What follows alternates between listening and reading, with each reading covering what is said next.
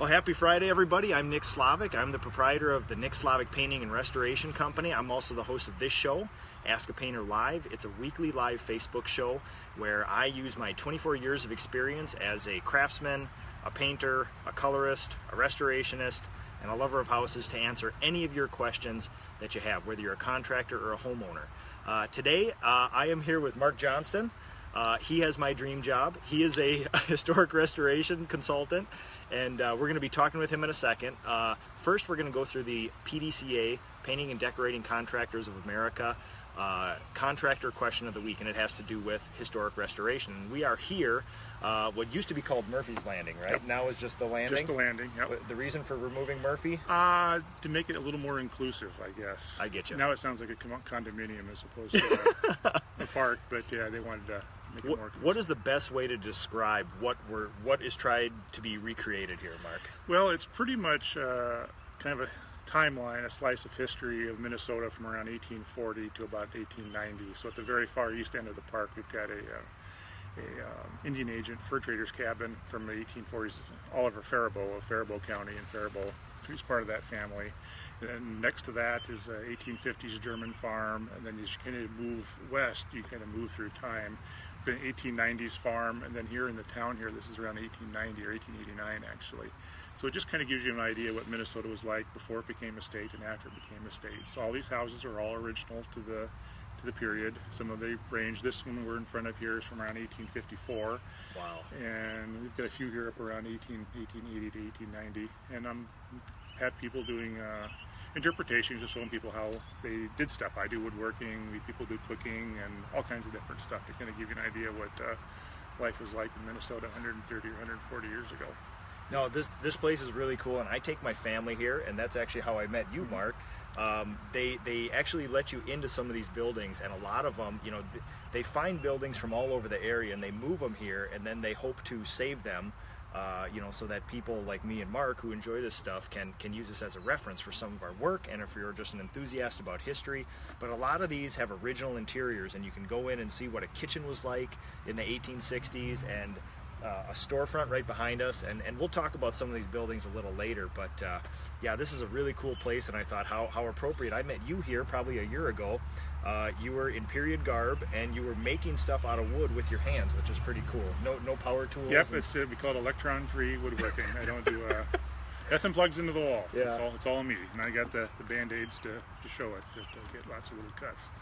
But yep. And of course, I immediately saw that you were knowledgeable about whatever you were doing, and I started asking about specific type of woods, what wood was used in these houses, and you actually had answers for me, which is pretty every time I go to, you know, you go to the big house museums and you get a 19-year-old college kid as your guide, you say, what wood have this door been finished with in the 1870s? And they're like, I'm just here on an internship. Yep. I got this script to read to you, and you actually had answers, and it turns out you gave me your card. You're a historic design, historic restoration consultant, and that is your trade. Yep, that's what I do. I studied history in college and grad school, and I've been doing woodworking tools. I inherited a lot of woodworking tools back when I was from my grandparents. So I've always kind of had an interest in how things work, how people lived, what their houses were like, what they wore, what they ate, and things like that. I really was interested in woodworking because I had a lot of family members that did that historically, which is where my tools came from. And one thing led to another, and I finally decided, I kind of had one of those little epiphanies where I thought, you know what, I'm just going to really focus on it, because it's such a cliche to talk about people's passion, but it really is kind of my passion. I really enjoy architecture. I love preserving it. I love helping people preserve their houses, their families' houses, things like that, and keep them going for another 100 years. So that's pretty much what I do, is I help people do maintenance, paint colors, pretty much anything that they need to do to keep their house intact and surviving for the next generation to come. Awesome. Well, I want to ask you more about how you came to that. I will first do the PDCA contractor question of the week here. This week's question comes from Jane, a contractor from New Bohemia, California. And this is one I got a couple weeks back. I saved it for this specific reason here. Jane writes, when consulting with homeowners of historic homes on colors, I often find that the owner's interpretation of historic colors are not very good examples of what I've actually found on old homes in our particular area. How can I counsel them and educate them politely about how to use appropriate colors. And this is, I know you and I are copacetic about this because I have a small library of every time I find an old reference I keep, and I know you do the same thing. And so we actually have period things that you can reference for this sort of stuff. And when I go to do a historic restoration, I find that the people, they say they want these historic colors, and at least with the houses I've had my hands on, I have not found those colors or those combinations or those uses. So when you do that, and obviously, you know, it can go from a simple house like this, like what color do we paint the trim on a stone building, versus a 14 color painted Lady Victorian. How do you politely start counseling your homeowners about color? Well, the first thing I do is I explain my process to them. Now, my process is going to be a little bit different than probably yours because I've got a lot more resources. But the first thing I do is I always start with explaining to them how I work. And usually I don't work with a lot of the modern historic paint color collections. I don't start there. I start with the same materials that people used when they were deciding what colors to paint their house in 1870. So I will actually have, I've actually brought a little bit one of them. We can look at this a little bit closer later, but here you can see for all you paint nerds out there right now. Yeah, this is I gotta sit on my hands. I am very tempted to steal this from Mark. I love these things. Yeah, these are actually original paint colors. This is actually fairly late. This is from around 1920. So these are real craftsman colors. But I actually lay this in front of them and say, these are the colors they used. And you're really handicapped because there's a lot of books out there. There's a couple of books called Painted Ladies by something Pomada, I think is the name. And those are really kind of difficult because they're not historic at all. In fact, the whole painted lady movement comes from San Francisco's in the 1960s, where they took these really nice Victorian houses and they just really just tarted them up, garished them up. It's kind of the equivalent, you know, red lipstick and blue eyeliner or eyeshadow or something like it. It's just totally over the top. It's so funny you mentioned that because I often wondered, you know, when you get into some of these, you know, 8 to 14 colors like that, I wondered if originally, if you dig down all the way to the wood, if you would have found that, or if you would have found simplified versions of the colors. You would have found very simplified. Most of the houses I do, I try to keep it to 2 to 3 colors. Sometimes you do a really big house, maybe 4 or 5, but I've had clients, and I'm always trying to kind of pull the reins on, and the most I've done is 9. And see, that one actually turned out surprisingly well. But they weren't just this over-the-top painted lady thing. They just didn't do things that way. So I kind of explain that to them. I show these periods. I actually have some period color pictures, and if you're doing this for yourself, I mean, you can go on the internet and find a lot of this stuff. There actually are scans of some colors. You can show them these are actually what period colors look like. Here's a picture, you know, they'll be black and white, but you can show them, here's a picture of a house, and you can, even though they're black and white, you can tell how many colors are on the house. And again, it's just the old managing expectation thing where you're showing people that this painted lady thing is actually, it's very modern, and you can really, if you've got something to sit down in front of them, it's a little bit easier. Because otherwise it's kind of abstract, and colors are such of an emotional thing anyway. It's hard for people to kind of wrap their minds around it. So it really is helpful for me to bring some of my paint swatches in and show them, you know, this is the colors I like. And then you can kind of go on the color wheel and talk a little bit about 19th century color theory. But yeah, it's funny when you showed this to me, I was, you know, going back through my Rolodex of jobs, and between my 1917 Craftsman in New Prague and the farm I own outside of town, that 1880s farmhouse, I mean, we're going right down the list of, I've seen half of these colors represented in our area. And Dutch Boy, this is Dutch Boy, right? Or what? Well, it's National Lead Company. I think it's what became Dutch Boy, What became Dutch Boy. But this would have been one of the bigger paint companies at the time. Okay, so if these paints weren't used, this was sort of the trendsetter, I assume, at the time. Yeah, and for me, what I really look at too is the pigments that are used. A lot of times, especially if I'm working really early, like in the 1850s or something like that, they didn't have these for the 1850s. But you look at the paint pigments, so you know what umber looks like, you know what chrome yellow looks like. You know if it's yellow, it's going to be chrome yellow. Chrome yellow is school bus yellow, essentially. I mean, so if you get these other different types of yellows, not historic. So if you know the pigments, again, that's kind of helpful. So even though I might find the exact color. I kind of know what pigment it is, and I actually have a collection. I've got a bunch of pigments at home that I can kind of look at. That gives you an idea. And say these are cool too because they've got the recipes on the back, Yeah, so you can actually look and see what the pigments are. How they These are all going to be backwards for you guys, but you know, you too can make this at home if you've got 100 pounds of chromium oxide, and this one says no white lead, surprisingly. But yeah, some of the other recipes here, you start with 100 pounds of white lead, 9 ounces of French ochre, 2 ounces of lamp black Venetian. This is amazing, and these three colors caught my eye here, red, green, and brown, because companies like Benjamin Moore, they still have these as ready mix colors. Now, where traditionally, obviously, if these three are like this, I would assume that these are commonly used colors. Where, yes, no, are they? Yeah, those are pretty commonly used colors. And where red, green, and brown, where would they most frequently be used on an old home? Well, probably the green, these are kind of glossy, so I'm assuming these are probably accent colors. Yep. So these are with accents. So both the red and the brown especially, that was a good color for a lot of window sash. Oh, okay. They tended to paint window sash a little darker color, so that would, in fact, I've got a craftsman I'm working on in North Minneapolis right now that I think we're probably going to do kind of a darker shade of a brown like that on the window sash, and I think they're going to do a little bit of a lighter kind of teal green on the body, or yellow, one of the two. But yeah, that's really cool. You know, Andrew Jackson Downing, who was much earlier in the 1850s, he talked about painting the window sash a darker color, and he described it as kind of an eyes on a house with the eyelashes can be kind of dark color, and he kind of described it in that way. But it does kind of set the windows apart a little bit and give them a little bit more shadow and interest in the. It's funny how prevalent that is now. If you go to lake homes around our area, which tend to be a little more cutting edge than most rural construction, you'll see very stark off-white Navajo white homes with black or bronze colored windows, and I love the look, but to me it's interesting, but to me it's very historic. I mean, with the dark sashes and the stuff like that. Well, what goes around comes around. There's very little new. It's the old.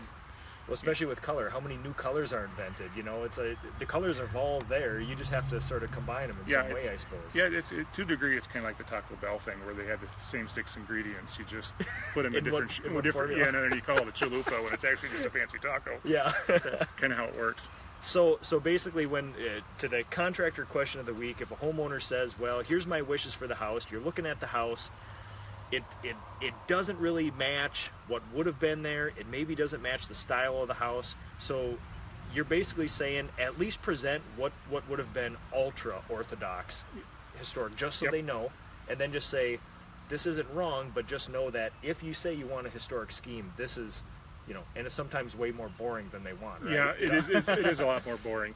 And you've talked about it in the past, it's just kind of when you're on your own, the sensitive restoration, or what'd you call it? Yeah, the reasonable restoration. Yeah. You kind of do that again. You talked about too being a 0 percentile to 100 percentile. 100 percentile is a historic house museum where everything exactly like it would have been in 1850. You use an old brush. You use linseed oil. And the other one is like and the other one is like the iconoclast who wants to change everything. And you talk to people. You start kind of on the 100 percentile with these, and you can kind of feel them out and tell them where they want to go. Yeah. And you show them what the options are, and you can kind of figure out where they want to be, because not everybody wants to live in a house museum, and that's fine. And I will do some historic-ish. I don't have any problem with that. Now, if somebody wants to paint fuchsia and things like that, I'll usually just give them their check back and say, you need to find somebody else. Yeah, that just isn't what I do. That's not your purview. Like you have a specific set of skills that you can offer to this person.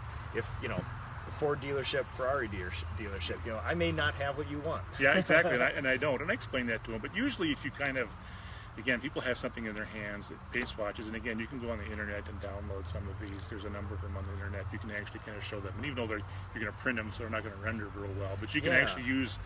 And I've got a Benny Moore and a Sherwin-Williams fan deck I have, and that's usually how I do this. Is I will.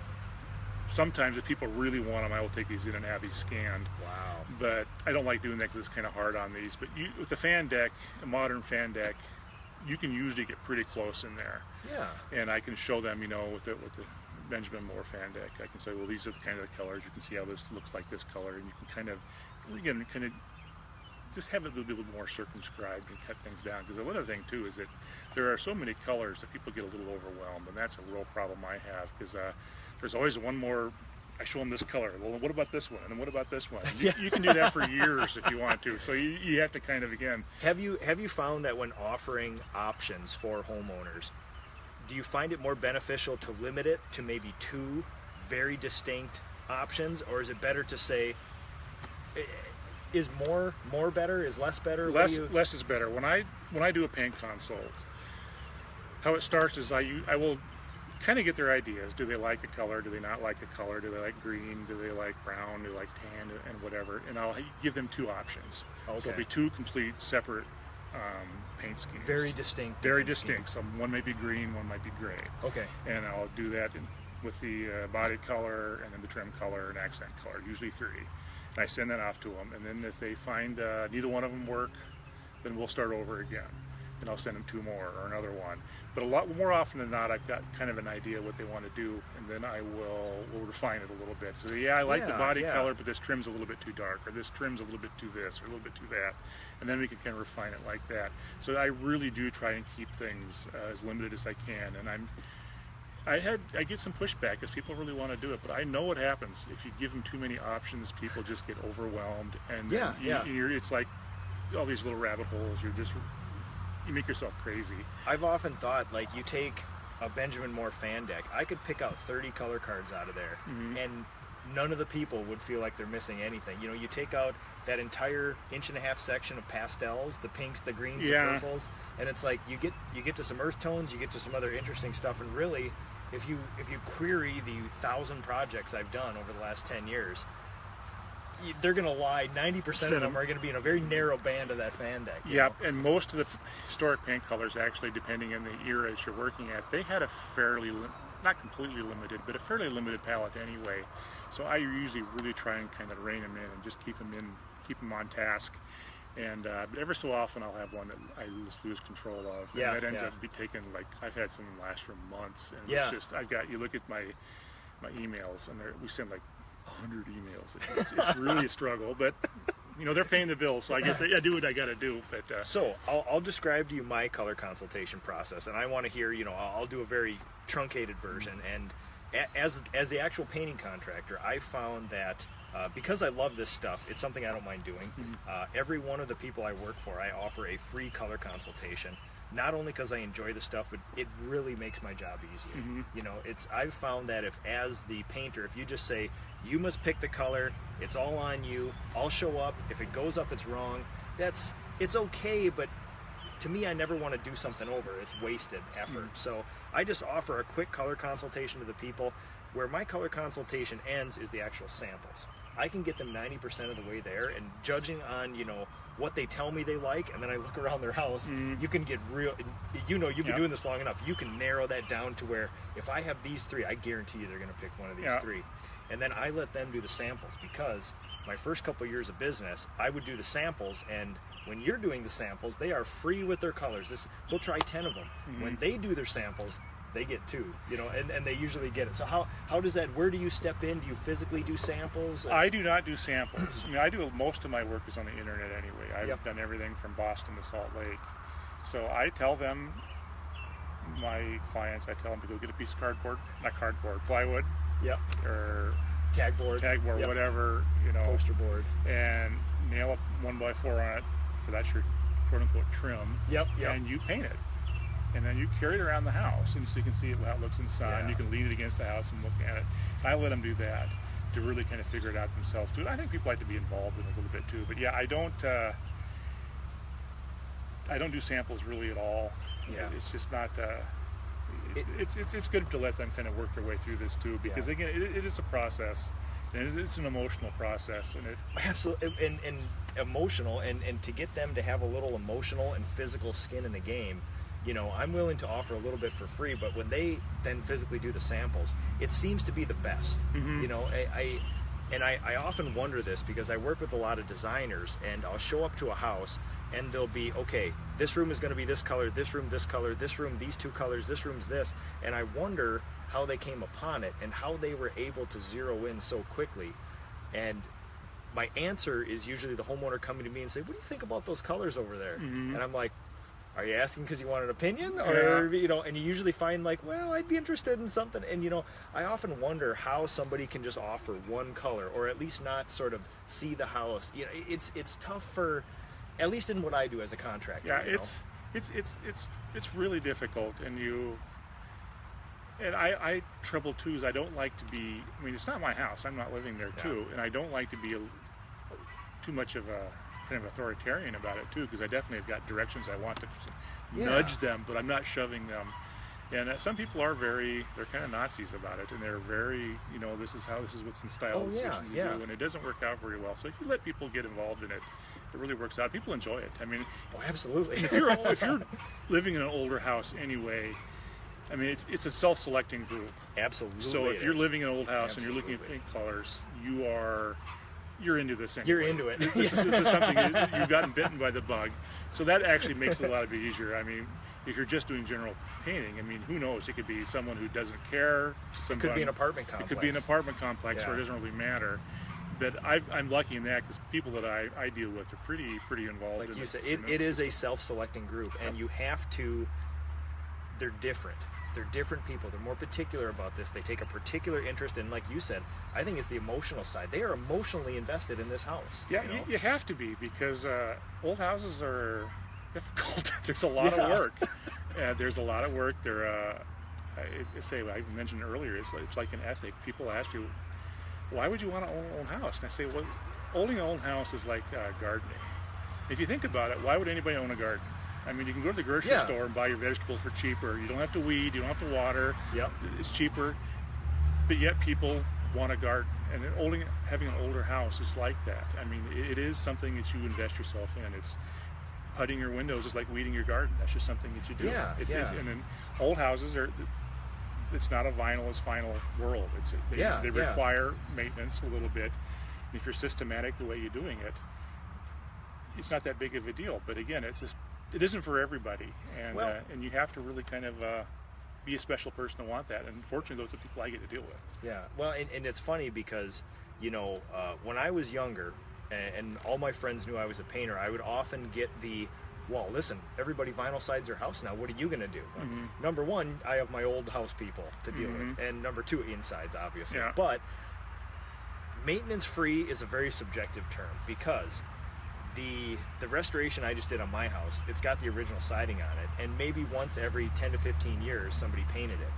With a vinyl sided home, it's maintenance free if you don't care how it looks, because we all know it fades, and in 20 years it's going to have to be replaced anyway. So, you know, you could either paint your house every 7 to 10 to maybe 15 years, or completely replace the siding 20 to 25 years. And to me, that's still, no roof lasts forever. A 30-year shingle doesn't go 30 years. You know what I mean? It's less than that. You throw in a hailstorm, and you know. So to me, it's like maintenance free for now, but then you're gonna have a lot of maintenance. Yeah, at the end. So it's a game, and especially like windows and a lot of things like that. The salesman will dangle out the lifetime warranty. Well, lifetime of what? Number one, it's not your lifetime. Me, you, the company. Yeah, who knows? And plus, they're all prorated anyway. Yeah, so that's it. Yep. So a lot of times, even if you have a 20-year warranty and your window dies at 19 years, you're not going to get a full new window. No, you're going to get like pennies on the dollar. So a lot of times, sometimes you can't do it. Sometimes windows and doors are just they need to go. Yeah. But a lot of times, if you are systematic in your maintenance, you can actually get them in. And a 20-year window. You're pulling out windows that have been in there for 130 years out of this wonderful old growth pine. If you just paint them every once in a while and putty them a little bit, they'll last another 100 years. Otherwise, you can go through this internal cycle of spending $10,000, $15,000 every 20 years on new windows. And 10 or 15 might be conservative. Yeah, and you do the math. And, exactly. And you're not saving yourself any money. Well, and what's curious to me is that, you know, I am a very, very amateur furniture maker. I make one project a year. It used to be tables. It used to be this. Now it's clocks. I got too many kids and too much business to take care of. But I love wood, and I love the different types of wood, and I love the properties of it.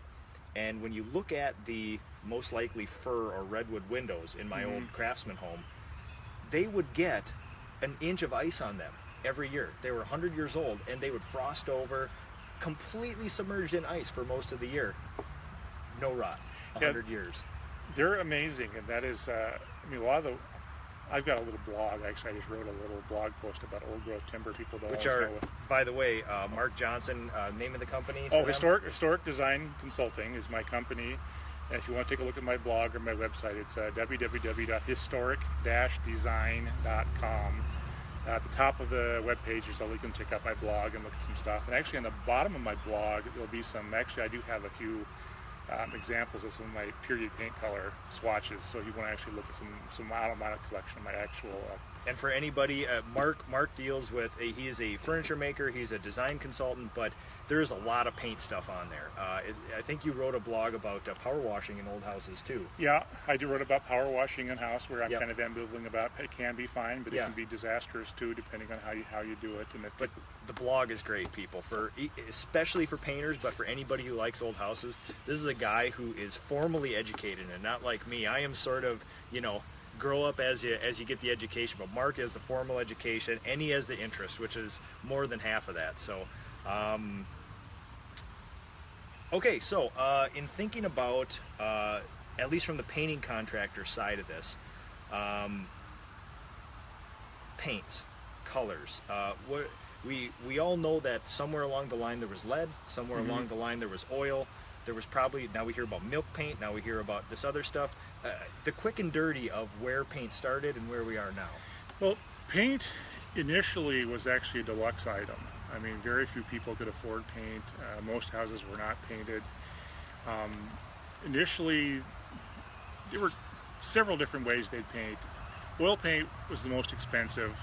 It was all linseed oil paint, base paint, which is linseed oil was the binder, and they would thin it with a turpentine to be the vehicle, and they would just tint it with whatever tinting they had.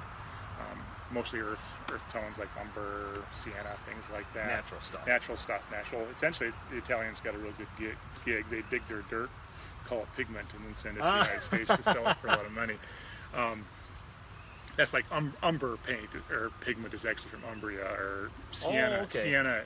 Sienna, burnt sienna is actually from. So it's just their dirt. It's just their dirt from around Sienna. But it's nice dirt. It's very nice. They're in a very nice tan dirt.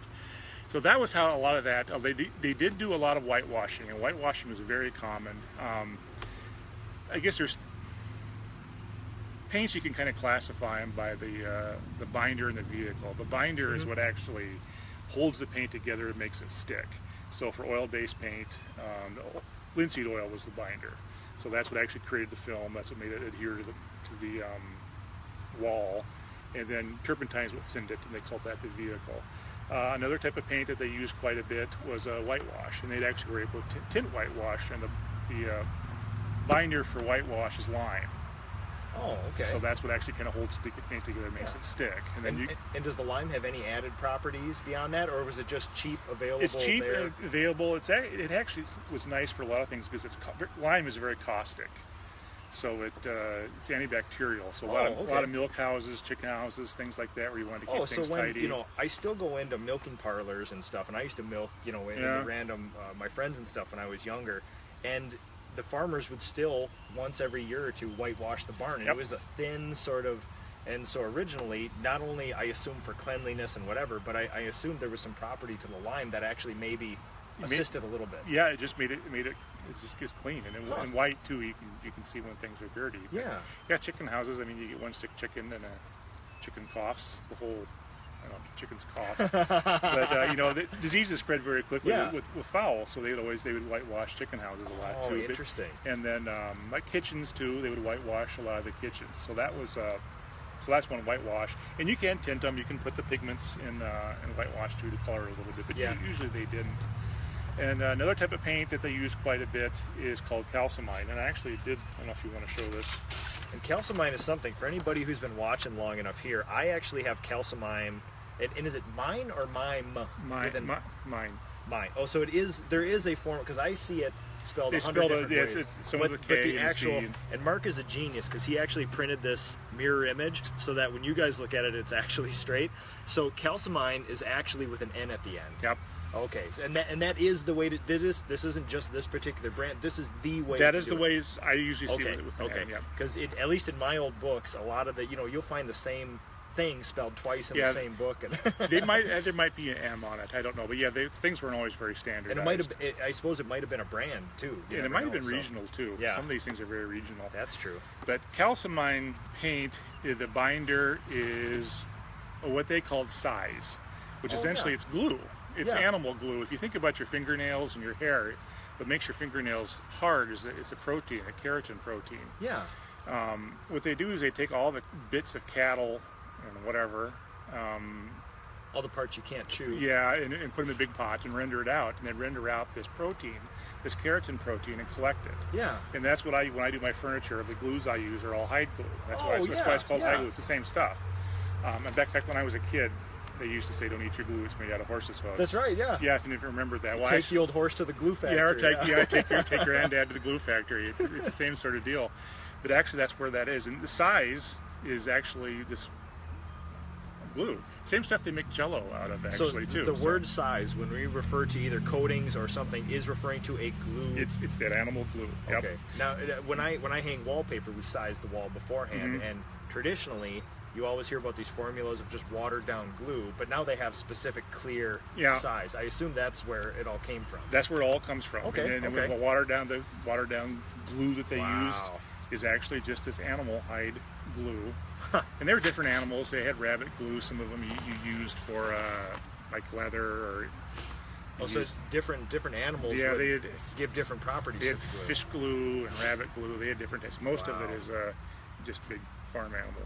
I suppose glue. you just get more bang for the buck out of it. Yeah, you get a lot more. You get a lot out of an ox or something like that. You get quite a bit of it. But actually, for calcimine, the size is the actual binder, and water's the vehicle. Okay. So that's why these are. And if you look, these have just got a lot of real tints. This is probably from around 1910. So these are kind of a colonial revival. I mean, these are Victorian colors. Interior colors tend to be a little bit darker. Makes sense. So these are a little lighter. So this is probably from around 1910 or something like that. Okay. Your roses and yellows and greens and pinks or something like that. So these are the three different types of paints that they had. I mean, early on, you go back to colonial area, 17th century. Paint was very expensive. It was all mixed by hand. You actually had to take they had a big rock, another rock. You'd actually have to grind the pigment by hand. Because it would come in some raw form, and you'd have to make it small enough to dilute it. Yeah, well, the smaller the particles are actually ground, it just disperses better through the paint. And that's why really period 1800 paint is actually kind of blotchy and streaky. Yeah. Because they weren't able to grind it nearly as well. So Later on, they had mills. Once in a while, you'd hit a tiny chunk of the pigment, you'd get the streak in it. Yeah, So you get a lot of that on true 18th century. So if you're out at Mount Vernon or something like that, you say, "Oh, this is a horrible paint job." Well, lots of brush marks too. Lots of brush. Yeah, linseed oil especially doesn't level at all. So it's you leave brush marks everywhere, which is actually kind of cool when you're doing the rails and stiles on doors. You can actually, well, you mentioned that in your you're talking about the painting the shutters. I mean, absolutely. Yep. And that's why I like Aura paint actually, because it doesn't level quite as much as some do. Absolutely, and it gives you a little bit of that simulation. Nice look. So anyway, those are the three different types of paints. Calcimine was the cheapest. Well, whitewash is the cheapest. Calcimine was cheaper. They use this a lot, and if anybody's tried to paint their house, all the paint comes off.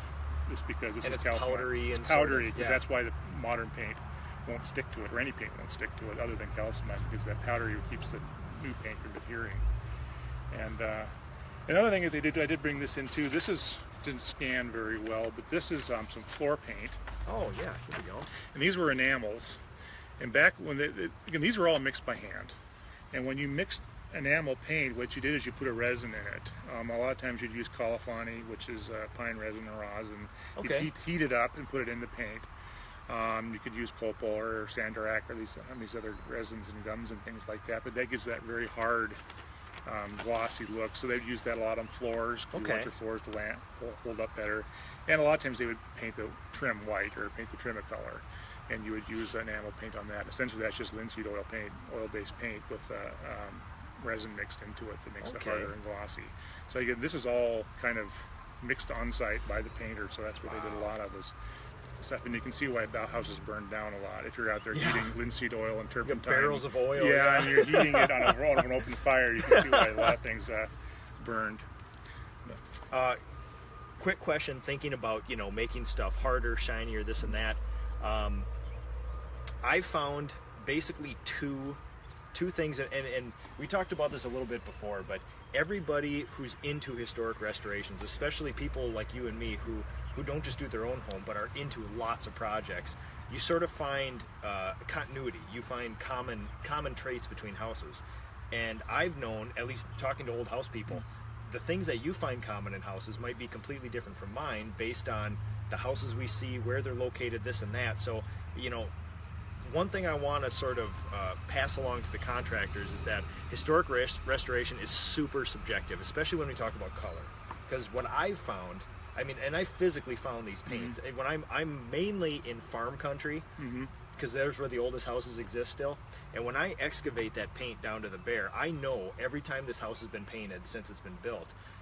And I see the colors, I make notes of them, I tally them up, and I find very plain stuff.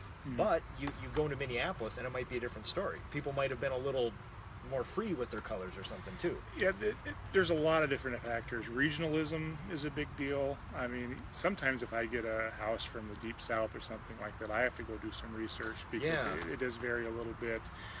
It's hotter down there, so they just did things differently. And places where it's colder, they do things differently. And there's a lot of ethnic groups that kind of did it. Not being too stereotypical, but some people are a little bit more conservative. Listen, you go down, I just did, at the 2 PDCA expos ago, I was down in New Orleans and I did the plantation thing, and I saw one of the oldest plantations there, and it's a very low-slung sort of, wide, expansive house, but it was in the Creole form. Yeah, red, blue, green, yellow, decorative painting on the outside. I mean, it was as carnival-ish as you could possibly get, and it amazed me, that's very much different from where I come from, because but it's true what you say.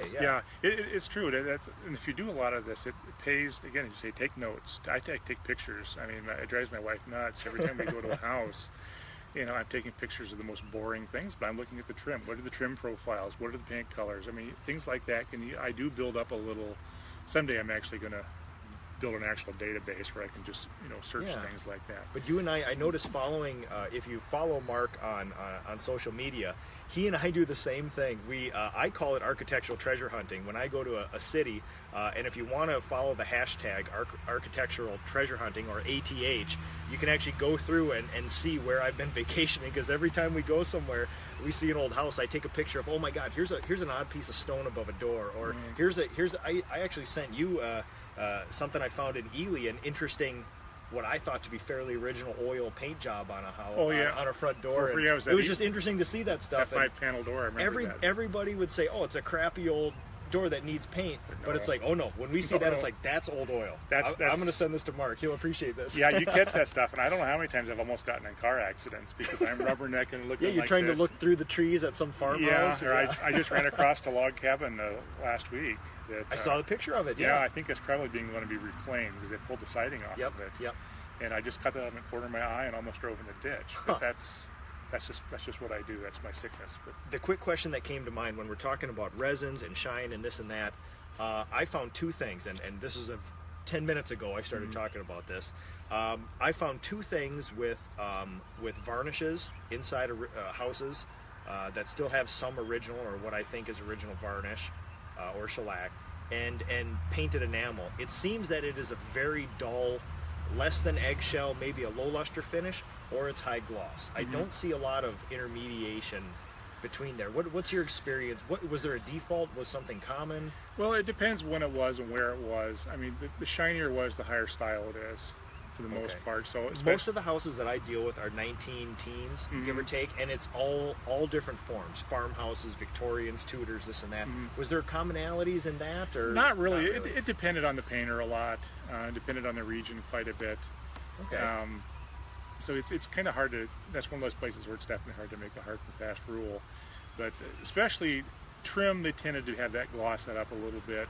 And there were times where they wanted, especially oil-based paint, especially on walls, they wanted them flatter, so they would actually mix a little bit more turpentine into the mix. They would flat it a little bit, because when linseed oil oxidizes across links and turns that film, it actually does have a little bit of a sheen to it. Oh, absolutely. So if you cut that a little bit with the turpentine back there, it would flat it a little bit. And for a while, flatter walls, that was relatively early, were kind of stylish. But usually, in higher style homes, they wanted a little bit more Higher shine. higher shine to them. And a lot of times they would actually, it's a little more work too, they would do hand rubbing. I know I've got a show and tell box here. Let's go through your box of trinkets here. I'm very interested in this. This is, we're not going to be able to see this on, but this is pumice. It's just ground up with a rock. Grit. Grit. A lot of times what they would do is it was called hand rubbing. They had sandpaper, but they didn't really use it a whole lot. And you would actually take a rag and put a little pumice on it, and lubricate it with turpentine or oil, and you'd use that to kind of buff the smooth off the finishes. Like there's a big house over in Leduc called the Leduc Mansion in Hastings, and that's all pine trim, but it's all been stained and varnished, but that's all been hand rubbed. So they actually used pumice, which is a little bit grittier. There's another stuff called rotten stone, which I didn't bring in. The rotten stone is a little finer pigment, or not pigment, but abrasive. And you just use that in a rag and you could rub it. Essentially, it'd be like using a real fine grit sandpaper. And I know from my restoration magazines or things like that, you can still get that stuff readily available. Yeah, it's still good. I mean, a lot of people actually use a lot of this sort of stuff, or luthiers, instrument makers. They make a lot of their own, like for their fancy violins, they're mixing up their own varnishes and things like that. So and I don't really make this. I mean, I don't make a whole bunch of this to do a house with, but I like to experiment with it, because the more I learn about how it was made and how it looks, it makes me easier to be. Oh, it informs it. Informs a lot. Absolutely. But well, this is actually pretty cool. This is kind of one of my favorite things. I keep it safe wrapped up in a sock here. We know it's important. Yes. That is from around 1875. Oh my God. John Lucas and Company, Philadelphia, New York, and English Indian Red. Is that it? Yeah. And this is very heavy. This is very heavy. Here? That's just oil and pigment. Wow. And what's interesting is you can show people the top of that. That's soldered. That was before they had self-closing cans. Wow. So what this is that's not paint. You would not paint out of this. This is just the pigment that's been ground in a mill. Oh, this is just pigment. This is just pigment mixed in oil. And you'd actually dump that with your 100 pounds of white lead and more linseed oil, and use that to make your paint. So this is tint. Yep, that's mostly just tint. That's red tint. Wow, that is cool. And that's never been opened. That's never been opened. So that's been sitting on a shelf since about 1875. That red, would that have been iron oxide? Iron oxide. Oh, so that's why it's so heavy then. Yeah, because it is pretty heavy. It is metal. Wow. Essentially rusted iron, essentially. Yeah, and it's called Indian red because that's where they first mined it, was on the Indian subcontinent. Okay. A lot of these pigments are named after the places they come. So like Paris green. Well, that's actually that's not a good example. But there's Paris white. I say umber. Prussian blue. Prussian blue was actually invented. That's actually factory made, but it was invented in Prussia and Germany. But a lot of these older pigments, they're named after the place they come from. So and you had another little can there too that I was very interested in. This one? Yeah, I wish you guys could feel this thing. This is Dutch Boy white lead. You called it a little can of poison. Little can of poison, which is exactly what that is. And look at, if you could read the side here, this is 1 pound, and this is heavy. This is as heavy as a quart of paint. Yeah, this is amazing. And it's 90% carbonate white lead, and then 10% pure linseed oil. Mm-hmm. Wow. Back in the day, a lot of painters' books, they had painters' manuals, and some of them had a chapter in there called Painter's Colic. What that was is guys that had lead poisoning, and from spending too much time with this nasty stuff. And they would actually had all these things that you could do to them, mostly made them throw up or whatever. And I think it worked to the extent that they were so sick from the cure, from throwing up, that they actually lost track that they were dying from lead poisoning. And this is interesting here. If anybody can read, it actually comes with a warning label. Nicely enough, contains lead compounds. I would say contains almost all lead. Yeah. Wash thoroughly after handling and before eating or smoking. Do not take internally, and keep out of the reach of children in bold letters. So. Yeah. I would say maybe keep out of the reach of everybody. Yeah, it's bad stuff, but the reason that people ask me why they use white lead, and is it actually works really well for what it does, is what it does is it makes paint opaque. The difference between paint and stain is translucent. You can actually see it. I mean, I make my own stain. I do make a lot of. All stain is just linseed oil, cut with turpentine and pigment in it. Pigment, yeah. So that's all it is. And to make it paint, you add white lead to it, and the white lead actually makes it so you can't see through it. Well, that makes sense. And it also has got a secretive effect. It actually makes the linseed oil cross-link and set up so there is a faster. chemical reason. So there is a as well. chemical reason to it that actually has that. Now, and in the past, a simplified version of that is, lead was, you would take lead, you would put some sort of acid with it, put it underground, it would oxidize, and like iron rusts, lead makes a white sort of residue. It's actually vinegar. It's acetic acid. Oh, that's all you do is vinegar? It's acetic acid, yeah. And then you basically take that white powder, grind it nice, but that's a super opaque. Yep. It's very opaque. And if you're doing a real dark paint where you're using tons and tons and tons of pigment, you wouldn't need to use nearly as much white lead. But especially if it's a lighter color, you'd use quite a bit of white lead because there isn't a lot of pigment to make it opaque. So that's really important. Oh, and I should mention, while Mark's digging out his next trinket here, any questions you guys have, I am going to get to those at the end of the show here. So type them down below, and and Chris Shank, if you're watching too, let me know if the sound is good here. We got a little bit of highway noise and a little bit of tree noise here. So, but I will take care of those questions. We're going to actually do a rapid fire question round. Almost all of the questions I've ever had as a painter, but I'm long-winded, so I tried to force myself to keep it brief, and then we'll answer all your questions there too, and we can talk about historic restoration, anything else you wanted. So, Mark. I'll just throw a bunch of junk up here, and if you find it interesting, you can look at it and talk about it or not. Okay, so we have, I'm going to take a crack at these and guess. Graining combs. Graining combs. Oh, yes, those are original graining combs. I've never seen them before. Well, those are the original. Those are probably from the late 1800s. Back then, transporting exotic hardwoods was very expensive, but you had lots of highly trained craftsmen around. So just the economics of it was cheaper to paint. Labor was cheap. Labor was cheap, so it was easier to have a guy use these to make pine look like mahogany than it was to actually import mahogany. So, and that's actually something guys might want to look at this a little bit, because as hardwoods become more expensive, and certainly as these forests become more depleted, it's going to be harder and harder to get some of these. You just can't go out and buy satinwood now. No. But if you know what you're doing, and I do a little bit of this, that's a big one, yeah. you can actually kind of make you can even make a steel entry door look like a white oak or mahogany if you use these combs and brushes and things like that. It's funny you mention that, because I having started 24 years ago, I still met a lot of those old painters who did more lead and more oil than they did not lead and oil, latex paint. And I also met a lot of guys where, I consider myself a sort of decorator in the 1800s meaning of the term, which I'm a generalist. I like to be able to do decorative stuff. I like to dabble in all this stuff. But back then, even in the 80s, there were a ton of old-timey painters around who still grained doors. Yep. It wasn't decorative, it wasn't special, it wasn't a artistic thing. It was like, no, you're a painter, this door needs to look like wood, you just did it, you know? Every painting book back then had house painting, interior, exterior, faux graining, and sign painting. So sign painting too. Another one. Everybody, that's what you did. You're a painter. You're a painter, you paint signs. Yeah, exactly. Yep. So it wasn't that big. I've seen some really humble farmhouses with nice painted full grain doors. And they did that actually quite a bit, where you'd have walls would be painted, the trim would be painted white, and they'd have a pine door that was full grained. Wow. To look like it's walnut or mahogany. Mahogany is the one they really kind of went for. And it's funny because I was telling you about the 1880s, which I believe about that time, the farmhouse that I restored last year.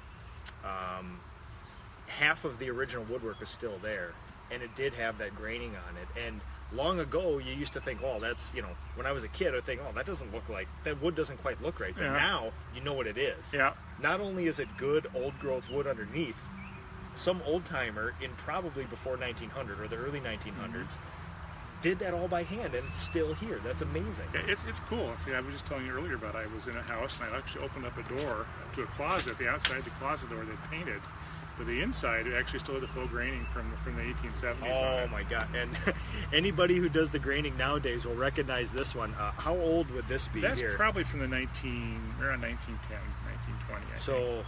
At least 100 years later, I have a $5 plastic version of one of these in my shop. It's the same, basically unchanged. Yeah, that is not God, changed. that's crazy. That's got a little, I don't know if it's metal or Bakelite, I think. Just a little graining comb. Oh my God! Too. That's Bakelite. Yeah, that is super cool.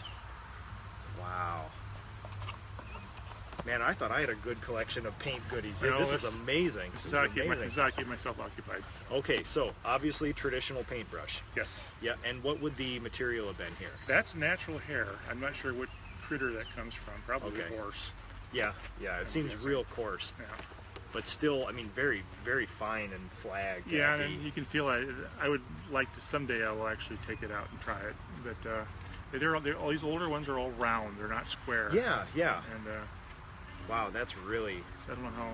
That they work on feels substantial, you know. Yeah. And when I still use oil finishes, either on decks or oil varnishes and stuff, I still have my collection of the hog bristles, and I teach my crew how to maintain them. And yesterday we washed out about 10 of them after a couple days of decks, and I love the feel of that stuff. There's no, if you've ever tried to use a nylon bristle brush with oil varnish and stuff, it's not the same. Yeah, and I hate to admit it, but I'm a sucker for cheap paint brushes. Yeah. And Well, listen, we all I like are. paint. I just throw them away half the time, which is a horrible thing to say, but I do. But every so often, I have a few nicer ones that I'm doing, especially on window sash. I do sash restorations on, and I like using a nice brush. It just flows. It holds paint better. It flows better. Everything about it is better.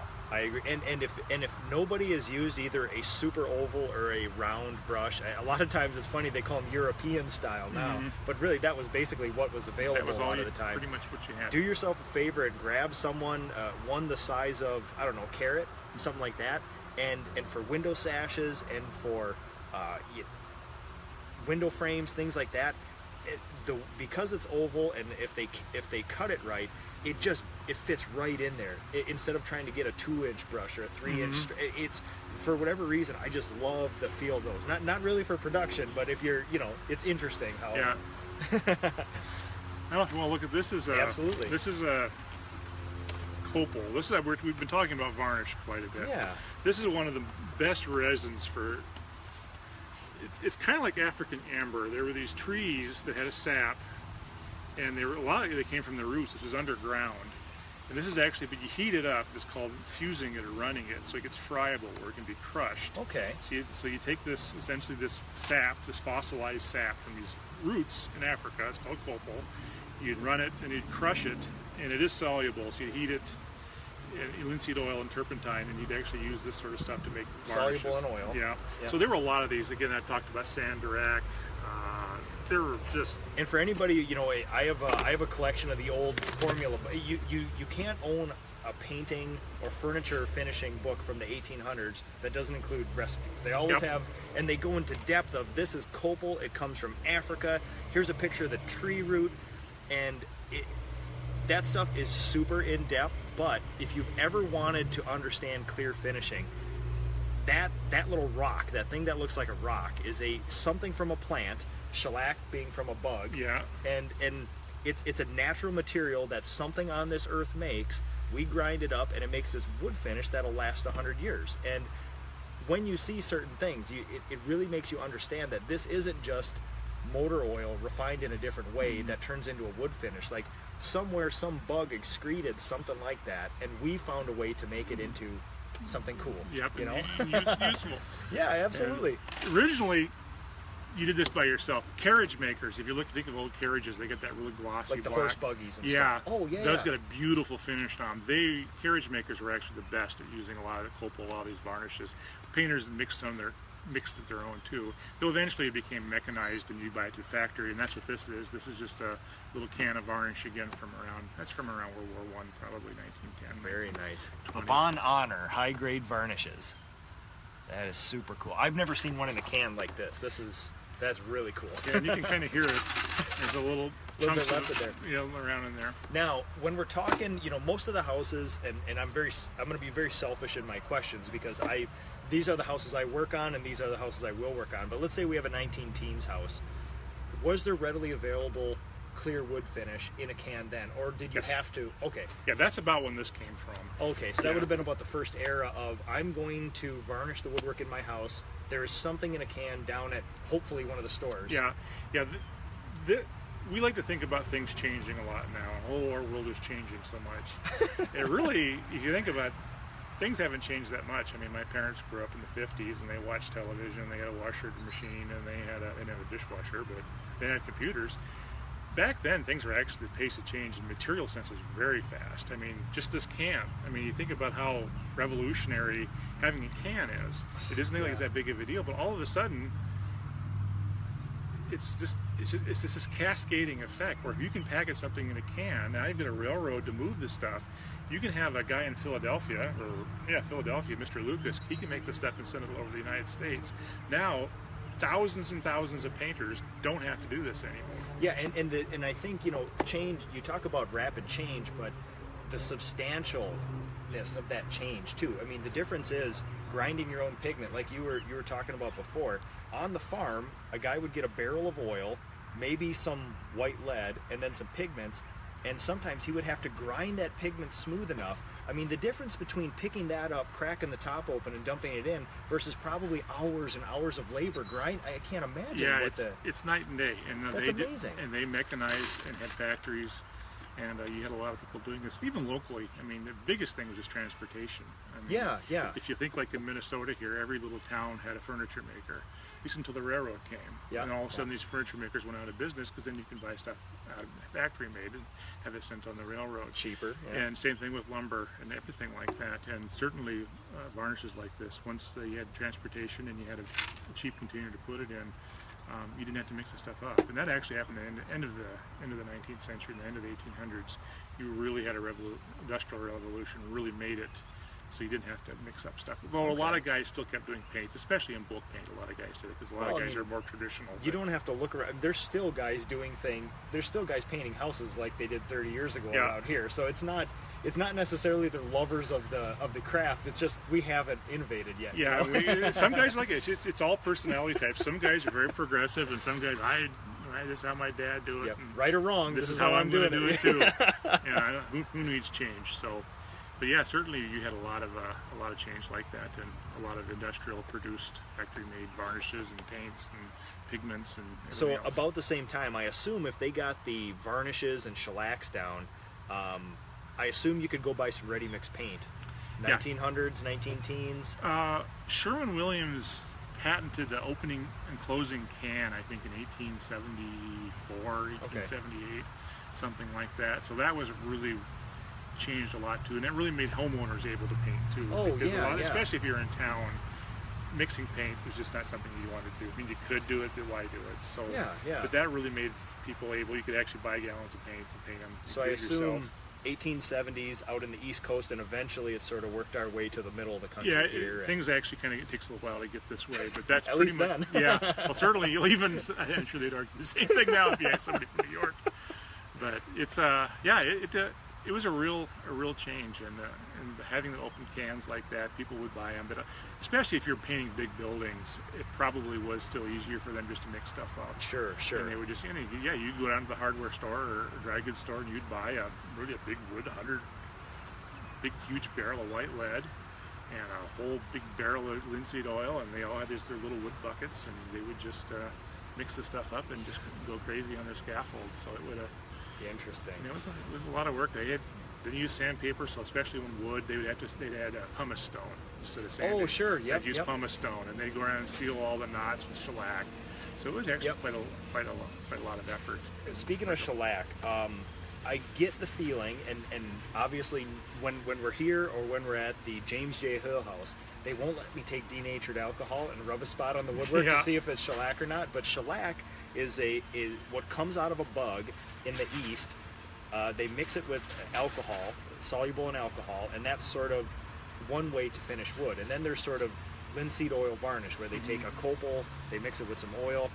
A basic understanding for people like me who work on these houses, I get the feeling like most of the houses from the 1900s and the 19-teens that I work on have a lot of shellac in them. You find a lot of shellac. Shellac was less expensive, certainly. Oh, okay. It's easier to apply, and so you see vast majority. So without seeing a house, I tell you, I got a 1917. It's a Craftsman, not a bungalow, but sort of a story and a half, this and that. Without even seeing the house, odds of that being shellac? Probably 90%. Oh, so it's a high percentage. It's pretty high, and again, depends where you are. You get in the 20s and 30s, then you start seeing lacquer. But oil varnish was relatively deluxe, and they would actually mix that. Oh, more okay, so that was almost a premium product. Yeah, it was almost more of a premium product. Okay, that's interesting. And they would use that more, say, for nicer things like furniture and things like that. But you could use it, say, on mixed and paint to make enamel paint, is where you see it a lot. And they would actually sometimes they would just varnish over paint to get it. Sure. Mix it into. When what I could find of everything in the old days seems to me high gloss. Mm-hmm. When I find woodwork like the James J. Hill house where it's a little bit matte, mm-hmm. something like that, or at least in areas, I get, from whatever I've read of that era, it seems like the recipe was a whole bunch of coats of shellac, and then you would wax it. Yeah. Is that right? Is it my? I've never had anybody explain it to me. It's just my interpretation. They did wax quite a bit. Okay. And it was all beeswax. I have recipes for my own wax that I make for my furniture, but it's beeswax. It's cut with turpentine. A lot of times you'd add. I add colophony to mine, which is pine rosin. Okay. Which is a recipe I use from the 1850s that I make my own wax. But yeah, they would wax it. And that kind of, at least in my experience, the wax will dull the finish a little bit. It just gives that, I guess, luster. Luster, yeah, exactly. Yeah, it gives it kind of that. Yep. It dulls it, but in a kind of a softer depth sort of way. Soft. The word soft and the word luster are perfect, because when you say satin or semi-gloss, that's a hard satin, a hard semi-gloss. But luster, that's sort of it almost like it has something. When you feel it, it feels different than just a satin or an eggshell. Yeah, and that's why I mean, I know you use oil quite a bit, oil stains and oil varnishes, how they do have a different look to them. Absolutely. And if you use poly, it's just got that real hard, shiny, even a satin, plastic look to them. It isn't bad, but it's just different. For me, it looks a little odd. And there's something about, at least with the varnish that I use, even the modern day, the Elkids and stuff, it's still better than, it's hard to find a linseed oil varnish anymore. But it seems to be the only way I can describe the difference between, you take an entry door and you use real linseed oil sailboat varnish on it versus polyurethane, is that the linseed oil seems more part of the wood. It's like it interacts with that top layer of wood and gives it that sort of luminescence, where the poly just seems to be like a good coating on top, another layer of something. It looks like somebody covered it in saran wrap, essentially, or a really nice saran wrap. It's just it sits on top, and it's very glossy and shiny, but it just doesn't have it just has a different look to it. Absolutely, So actually, there is one I used a little bit. It's called Tried and True. Have you ever tried that? It's an actual old style varnish. Oh, all right, we're gonna talk. Okay. That's where can you get that around? I get it at Woodcrafters on like 90th and Lindale. Oh, the woodworking store. Yeah. Okay. Yeah, it's called you don't have to meet a guy in an alley. No, Okay. nothing quite that surreptitious. But no, it's actually they use that colophony, which is pine resin, is the resin in it, and that's not a great resin, but it's the closest thing you can get. What else can you get? Yeah, it's just as copal, people don't do copal unless you're doing violins. But you could try to get that. And I use it on furniture. I don't know how it have any application on what you do for housing and things like that. But you can go buy it. Interesting. I heat it. I put it in hot water. Actually, heat it up a little bit. It seems to work a little bit better. But yeah, Tried and True. I hear a lot in these old recipe books that I have, when you talk about making clear wood finishes, they list a lot of the different resins, but it doesn't sort of rate them. It just make them known. Is there one that is like, oh man, if you go to Zimbabwe and there's only one part of is there one resin that is just an insanely high quality resin? Yeah, copal is actually one of the better ones. Oh, okay. And you got a lot of it right there. I got a lot of it right there. This actually probably is from the Philippines. I don't know if this is actually African stuff or not. You can make amber, actually, if you want to waste amber, but amber makes a really good varnish. There are a ton of them. There was another one called Aqua Veneris. I can't remember what it's called. It's got a Latin name. It was kind of the Cadillac of them, but a lot of them start with copal. Copal was one of the better ones. A lot of carriage makers use copal. I hear copal a lot, and if you had me name resins, I could probably only come up with copal. Yeah, because you see it over and over in the book. So okay, all right, you ready for rapid fire? Yes. All right, so we'll try to keep these questions brief, because Lord knows I'm long-winded here, and then we're going to talk about a project that I asked you to consult on for me. There is a log home that was moved from a farm into our memorial park in New Prague. And I'm actually going to be doing some restoration work on it, hopefully, if the city and the Historical Society gives me their blessing. And I've actually asked you some questions about it. We'll get to that, and I'll ask your opinion on the actual house itself. Okay. Should you use oil paint on exteriors of historic homes? Yes. Yes. Why? That's what they used. That's what they used? That's what they used. It's as simple as that. That was, unless it's a real vernacular style house where it's left plain or whitewashed. If it's actual paint, yeah, oil. And by vernacular, we're talking 1850s, well, never been painted, or how do you use vernacular? Vernacular means it's low style. Oh, okay, so it was just a utilitarian structure. House. Oh, I get you. We had talked about Second Empire and East Lake and everybody Classic. knows the big, the big styles. Like just a farmhouse. Queen Anne Victoria. Yeah, those are all style houses. Okay. But if it's just a house that's just a plain gable and wing farmhouse like you've seen a million times, they call that vernacular. It's just, your basic pedestrian house. So I have a term now for every house that I paint. Exactly. That's what a lot of people do. Say, I don't know what style this. We'll call it vernacular. It's kind of how it works. The catch-all. Yeah. And a lot of people, sometimes it has another meaning too. Sometimes if you've got somebody that comes, say, from Czechoslovakia and comes to the United States and they build a house or a barn like they built it back home. It's very specific. They call that vernacular too. So vernacular has actually kind of got two meanings. It can either mean just a common pedestrian house, or actually it's reflective of a particular folk tradition that they brought with them from their old country. Okay. Oil paint on interiors of old houses, plaster, woodwork, stuff like that. They tended not to. They tended to use calcimine a lot, and they actually use wallpaper a ton. Oh yeah. A lot of wallpaper. In fact, that was another deluxe thing. Wallpaper was very expensive. It became cheap, and everybody wants to show, look at me, I can afford wallpaper now. So they put their wallpaper So up. it was a show item. Yeah. I mean, when you put wallpaper up, it was probably more to impress your neighbor than because you liked it. Yeah, exactly. So that was how that would work, and I would definitely just have it flat. I mean, they didn't use if they're using calcimine. Calcimine is a very flat, almost chalky, to the point of chalkiness. Yeah. So a lot of your wall paint, I would have just use a flat. Okay. Flat it up. Okay. Because I know even talking with some of the old painters too. Even in the late '80s, you could still get dead flat oil, and I think there's some if you ask the right person, give the right handshake, you can probably still get dead flat oil. But that's something hard to come across. And it is flat too. You look at that stuff. It is. Yep. Unless you've actually seen dead flat. And they actually call it dead flat oil too. There's no sheen to it at all. The last time I had a special request for somebody who had a 1940s home. The inside was plaster still, always been oil, and surviving oil. Somebody had done it in the 40s, somebody had done it in the 70s, and then they told me, oh, by the way, all this interior stuff you're bidding on is oil paint. I'm like, okay, back it up. We got to start talking. And I did it all, but it's a very different. Yeah. And using modern, it's very tough because the modern oil is tough. It doesn't look like the old stuff. Yeah, it is different, and that linseed oil it's just a different animal.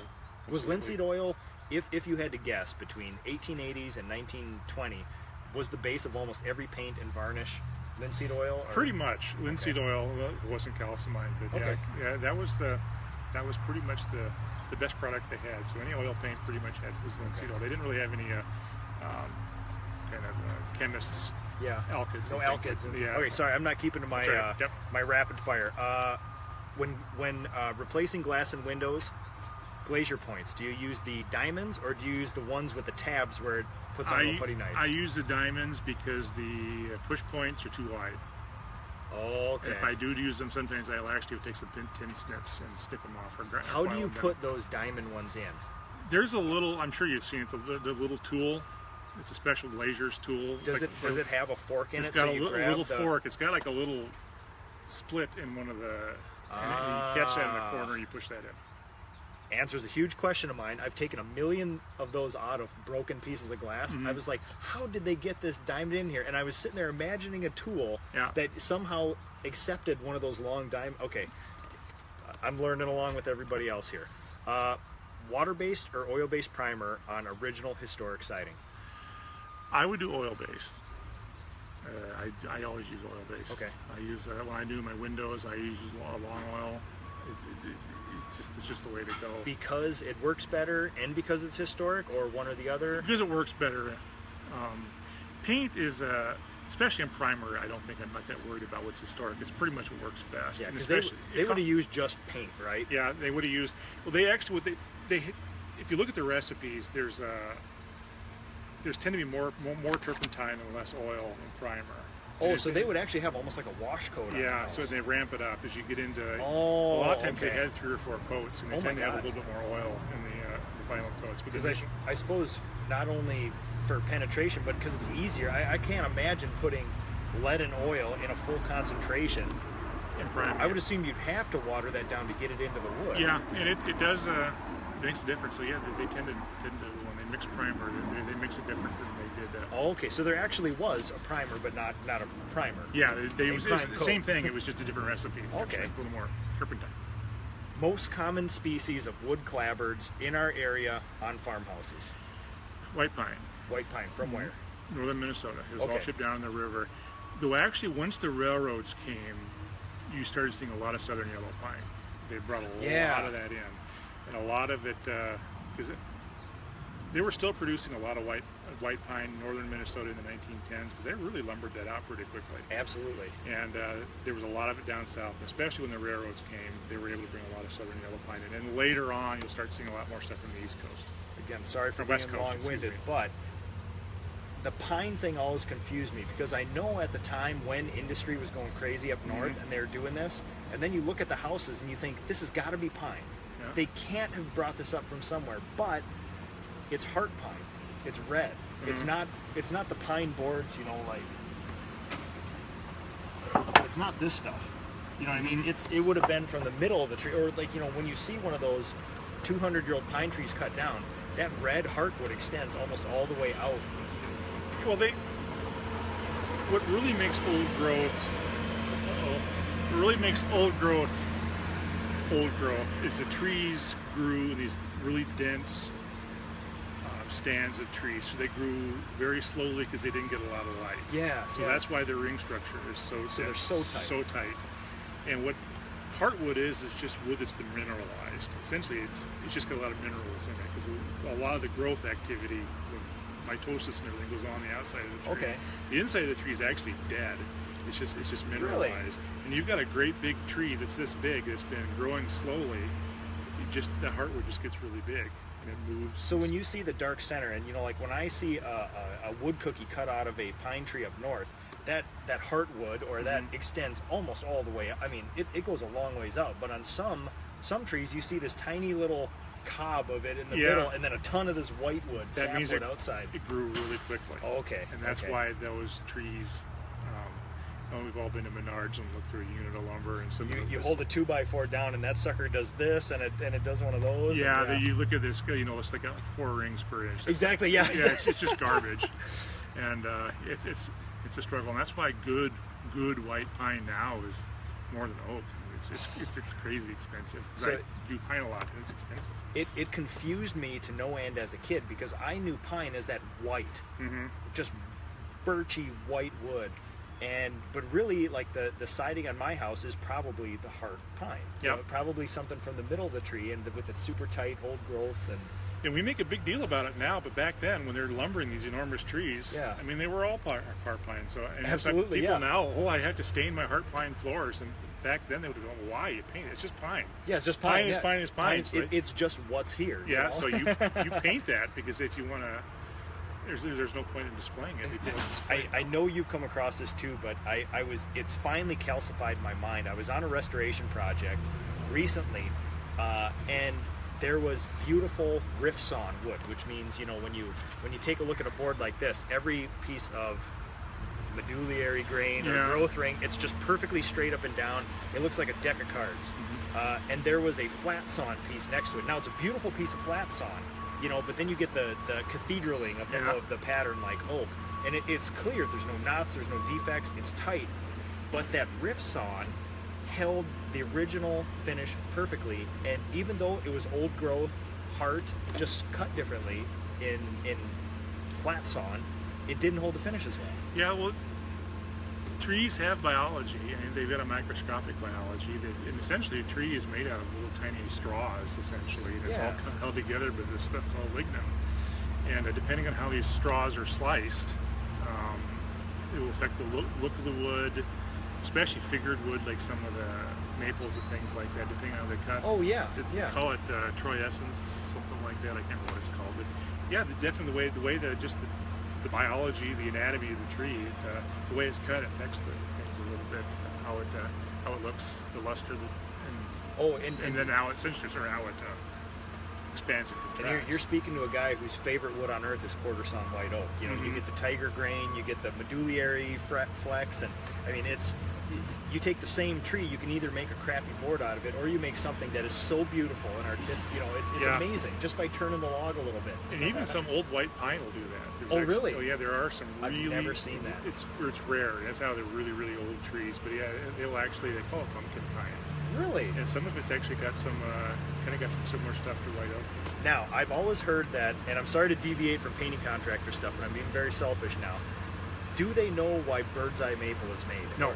Okay. They think it's because it's stress wood. I mean, the tree's it's probably got a genetic component to it. There's probably just conditions that maybe it was on the side of a hill and it's got a lot of stress wood in it or something like that. Because I have original maple floors in my house, and there's about a dozen pieces of that in the floor, and I marvel at it, and I marvel even more that nobody knows why it's there. Yeah, they haven't quite figured it out. It's comforting to hear that you don't know. Yeah, no one knows. Yeah, I certainly don't. And you just come across a tree, one tree, and think one tree will have it, another tree next to it won't. So that's why I think it must have some of the genetic effect to it too, because they think they'd have similar conditions, but one doesn't. Okay. The word clapboard. Are you supposed to say clapboard or do you say clabbered? I say clabbered. Clabbered. Yeah. And that's sort of, is it, because I don't know that I've ever seen it actually spelled out. Is it spelled clapboard? Yeah. Or is, okay. Yes.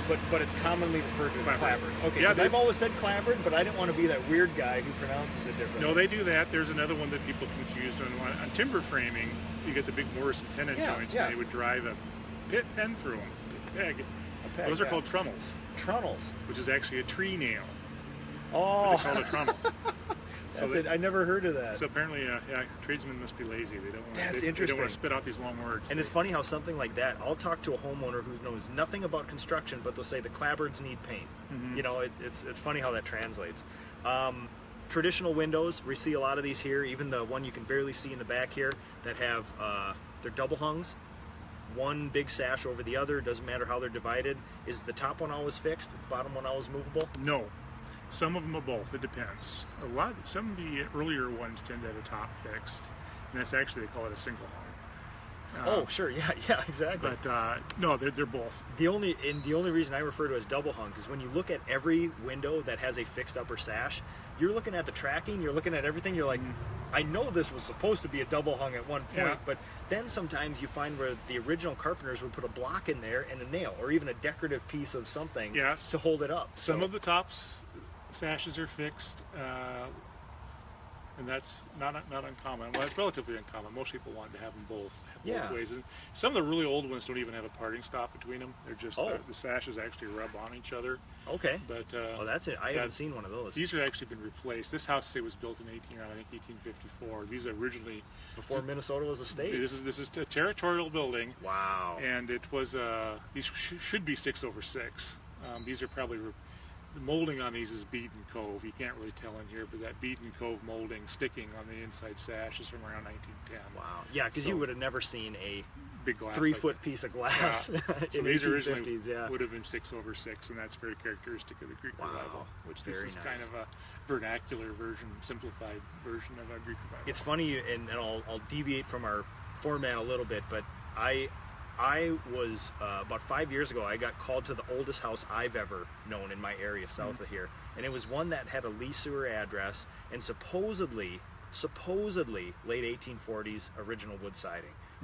But it was the Greek Revival. It had the columns in the corner. Yeah. It had the triangle sort of, roof. The pediment. The pediment, yeah. And I was very pleased. And obviously you can't prove it, but that's the old, and just by looking at it, I have not seen a house like that. Very interesting to me. I don't know what, I mean, obviously besides a log cabin, clapboard sided house with working windows, what do you think the oldest that you've seen? Well, Minnesota, we go back to, the oldest house in St. Paul is 1847. Okay. So you don't see much before 1840s around here. No. All and the oldest houses in my areas are usually 1880s, and they're usually brick. My farmhouse has wood siding on it, which I thought was kind of unique because most of that doesn't last. But the oldest houses that I see are the brick. Sometimes they bump into the 1870s. Sometimes they bump into early 1900s.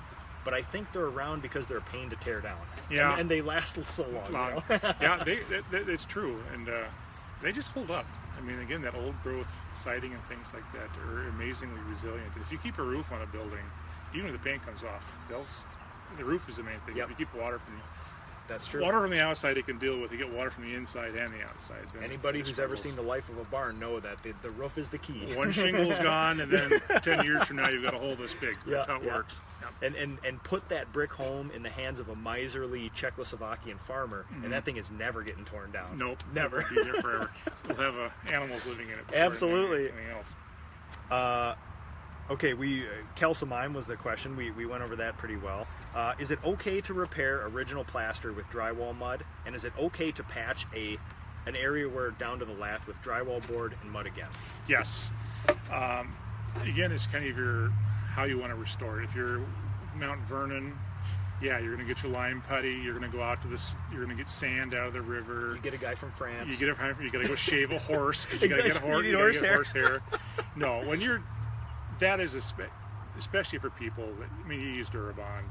Exactly. I mean, that's pretty much what you have to do. If a homeowner said, we got a young enthusiastic homeowner wants to just give it a try, if you want to mimic, lath is in good shape, we got an area the size of a basketball that needs replacing of plaster, is there something he can go to a hardware store or a home center, get, and as close as possible replicate that traditional plaster? Well, the best way to do it is just a skim coat. That's really what you have to do is a skim coat, because that will actually kind of mimic that pretty well. Okay. The only thing I have trouble with is sometimes you've got, especially in the 1920s, you get that sanded finish. We talked about that. But I've never been able to do that so it looks right. You know what's funny? I just talked to one of my better clients today, and she has a 1930s home, which is really cool because it's sort of a brick Greek Revival, all original, little bit of Tudor, little bit of weird, a whole bunch of stuff coming together. Super unique house, never seen one like it. Entire house has the sand finish. Yeah. The only way I had to do some repair of her entryway. She had a water leak. The only way I was able to replicate it is get the sand on there, and you need about 25 coats of paint over it. It's just that what I've seen as a sand finish is such a muted, all the bumps of sand have so many layers of paint over it, they're almost little hills, not just chunks of, so I was able to replicate it a little bit, but I don't think you can replicate layers of oil paint on it. It was tough for me on that project. I've tried that a couple, I think I tried it in here and I gave up. With wet plaster and then somehow trying to get sand to apply to it. And yeah, it's not easy to do. I failed at it now. Sanding paint, they used to do that quite a bit. Oh, sure. Yep. In fact, they do that. We talking about Mount Vernon.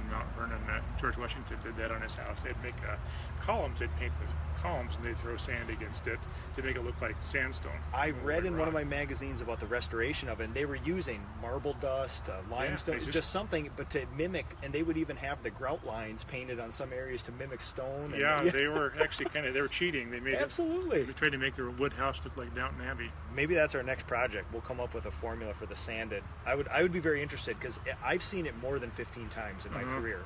And that was I see it in a lot of farmhouses, and so somebody was proficient at it, Yeah, I don't know how you throw the sand evenly. You think you'd have it. I don't practice, I guess. Somebody knew. That's a lost art. Okay. How many colors is too many on a Victorian painted lady? I usually say 3 colors is fine, maybe 4. If you're getting over that, and it's a super, super high style home, you can do more than that. But I think if you get more than that, you're really working too hard. You're picking out too much stuff, and it just gets a little bit too fussy, a little bit too busy. So I usually hold it to 3, unless it's a real high style house. Maybe I'll go 4, maybe 5, but that's about as far as I like to go. Yeah. Because otherwise, it just gets to be a little bit too many. And they just didn't use that many colors to pick from. Have you ever seen gold leafing on the outside of a house in our area? I've not seen it in our area. They did do it. actually the house I mentioned out in Boston, we did it on that house. Oh, nice. Because he had kind of this big rampant lion or something Oh, like yeah. that in front of like a crest. But they did do it. But you just haven't come across it. I've Oh not yeah, come there's a across- house here that originally No, had. Okay. I've never seen Okay. it. I've always curious because you do more with the cities. My Yeah. farmhouses aren't going to have gold leafing on Yeah, them. no, definitely not. They might do it with corn. Oh yeah, exactly. Power wash a historic home. Yes and no, it depends. Problem with power washing is the first thing I don't like doing with power washing is you don't use it to remove paint. If you've got loose paint that's already loose that's coming off, it'll knock it off, that's fine. If you've got paint that's adhered and you try and blast it off, it will scar the wood. It's going to take wood. This yeah. house right over here, they power washed that. And we'll show you guys a little bit here. Yeah, Yeah. you can't really see it so much from here, but actually when they did it, they had it had pulled off wood fibers sticking Oh off. wow. It was having like So it really got furry. it got furry. Wow. And some of them were actually quite big. And another Wow. problem too is the angle too. Clapboards, if you shoot it from underneath, you can actually drive the water up underneath. You absolutely will drive the water. And one thing that paint does not like is wet substrate. And that water comes in, it will come out. Yep. And it takes a while. So you're better off. I tell people if you want to wash it, use a garden hose and a brush. Yep. And if you want to power wash, that's fine. Lower settings, I know they've got different heads and points on them. You can kind of divert it a little bit. Non-aggressive too. Yeah, you can do that if you keep the geometry right. We're not shooting up underneath the clapboards, and don't use it to remove solid paint. Okay. Scrape it. 100-year-old original stucco. Should you paint it for maintenance? Will painting make it last longer? What if the homeowner wants to change the color of it? Stucco actually is pretty resilient. Painting won't really make that much of a difference. So it'll help it a little bit. It will crack and things like that. But as long as you're not stucco siding in general, the main thing is just you don't want it to get saturated with water. I mean, whenever I have a maintenance problem like that, 9 times out of 10 it's water. Always So water. just keep the water off of it. Absolutely. Find a way to keep water off Yep. of it. If you've got bushes painted again, tight against it, that's holding water on it. If you clean your gutters, things like Absolutely, that. And if you get, a lot of times you get a lot of splash up, you get ground or wet rising damp from the ground. If you mitigate a lot of that sort of stuff, stucco even will hold up pretty well. You talk like a man who's done this before. Yeah, right? well, like, all the things that I've experienced firsthand. I've spent a little time on a ladder myself. So. Dark interior wood finishes on historic homes. Were they originally dark, or did they naturally age to a dark finish? They do oxidize over time. They do get darker, so they probably look a little darker now than they would be. A lot of it's just dirt too. I have a lot of climates. Accumulated dirt on the surface. And Okay. they did wax them. That does hold dirt. So a lot of times I will tell people yeah. just before you think about. A lot of people want to strip all that molding out and dip it in methyl chloride, and I say, well, clean it first and see how Clean it that first, does. yeah. But no, these resins, they do oxidize. The vehicle is linseed oil that does oxidize. It gets darker, so they have gotten darker over time. Have you found cases where people do, chestnut colored wood right away, or do you feel most finishes were natural, or do you feel that most people colored them in some way? 19-teens, 1900s. Yeah, it depends a lot on what the wood is underneath of it. Okay. Even if it was pine, yellow pine, they actually would darken it up a little bit to kind of. Because that would have been real bright at that Yeah, time. they I wanted to see. make it look a little richer because the darker. I mean, mahogany. That was kind of the thing that they were looking for. At least not necessarily look like mahogany, but kind of that tone. Yep. Straight grain firs, what I run into almost every house, that stuff, at least when left alone, turns the reddish mahogany, the most beautiful color. Would they have done something early on to help that? Because that is a very pink wood, very white pink wood when it's original. Probably not. I think they probably would have just stained it. And that stuff really changes. Yeah. I mean, it'll go 10 shades darker. Yeah, it really will. Maple will do that. Or walnut will go the opposite Absolutely. direction. Generally they did stain. They were darker, but they've gotten darker over time. Yeah. I've always had the feeling that a lot of the stuff was, probably left You know, because I can't imagine if they would have stained that fur garnet red originally, it would be black right now, you know? Yeah. But then you also do see a lot of versions where I just had a friend contact me and I salvaged all the woodwork out of this house and it's near black. So you know they had to do something. It's all original finish. You know they had to stain it originally something because that fur wouldn't have gone black. Yeah, and they might have really soaked that in linseed oil too, because Oh, linseed yeah. oil really will turn dark over time. Oh, okay. So I know, especially like antique furniture, people want to soak it with linseed oil. Don't do it. Does it loosen it up? It will. It's a non-drying oil. It will get in there and it will oxidize. It eventually will turn black. Yeah, it will turn I dark. get ya. So don't linseed oil. Just wax. Biggest misconception about historic color. What do people hold true that is absolutely not true, that everybody holds true? Probably, well, there's lots of little ones. Let me think. The things I struggle with is we've talked about blue. The blue pigment that they used a lot of was a Prussian blue. It didn't hold up very well at all in ultraviolet lights. They didn't use blue very much on the outside. Another thing they screw up a lot of, they did right over there, is they use these really bright, blinding white whites. Oh, sure. Yep, Linseed oil paint, well, if you look at linseed oil, it's the color of beer. Yeah. It's brown. It's amber, yeah. Yeah, you can't make white paint with brown ingredients. So your white should have a little bit of a brown cast to them. It should be an off-white. Yep. Do you have a Benjamin Moore, a Sherwin-Williams that you say, well, listen, if I didn't see it, here's what original oil paint. Do you have a go-to color? I do have a go-to color. I can't even remember what number it is. I go off to just do the numbers. Oh, sure. I know you could do your contest. The names are so stupid that I can't, sunshine white or something. Exactly. No, I have the closest thing that I've found, at least with a lot of mine, is not. It's a tiny bit yellow, but it's dirty. It's like a dirty white. And I think Navajo white is close. It's probably a little too peach, but at least that's what I can get my customers to agree to when I say this mimics oil paint. Yeah. You know? Well, I go with the one that get kind of that brownish. I mean, you just imagine what linseed oil is. Because it's not sunshine yellow. No. It's more of like a little bit putty, a little bit kind of something. Yeah, like that. it just looks like a lager beer. Yeah, I mean, it really does. And I just kind of, in my mind's eye, trying to imagine that. And I do a little bit, depending on depends on the color too. Sometimes if it's just depends on what the trim color is. That I will modify a little darker, a little bit lighter to kind of make it so it doesn't stand out quite as much. Okay. But, I always try to get my people to understand, like a checkerboard. If you've got such disparate colors, sometimes the colors aren't as useful anymore. All you're staring at is the difference between colors. So I try to especially when people do on modern homes inside, if they're going very deep wall colors, I'm like, let's bump this to a deeper off-white or something just to mediate that difference. Yeah. It's so stark. It's stark and it's just distracting. You kind of want a sense of harmony to it. Yeah. You want things to work together in concert. You don't want to get just poked in the eye by these different colors. It's almost shock value at some point. So that's definitely how I approach it. Most overused incorrect color in a restoration.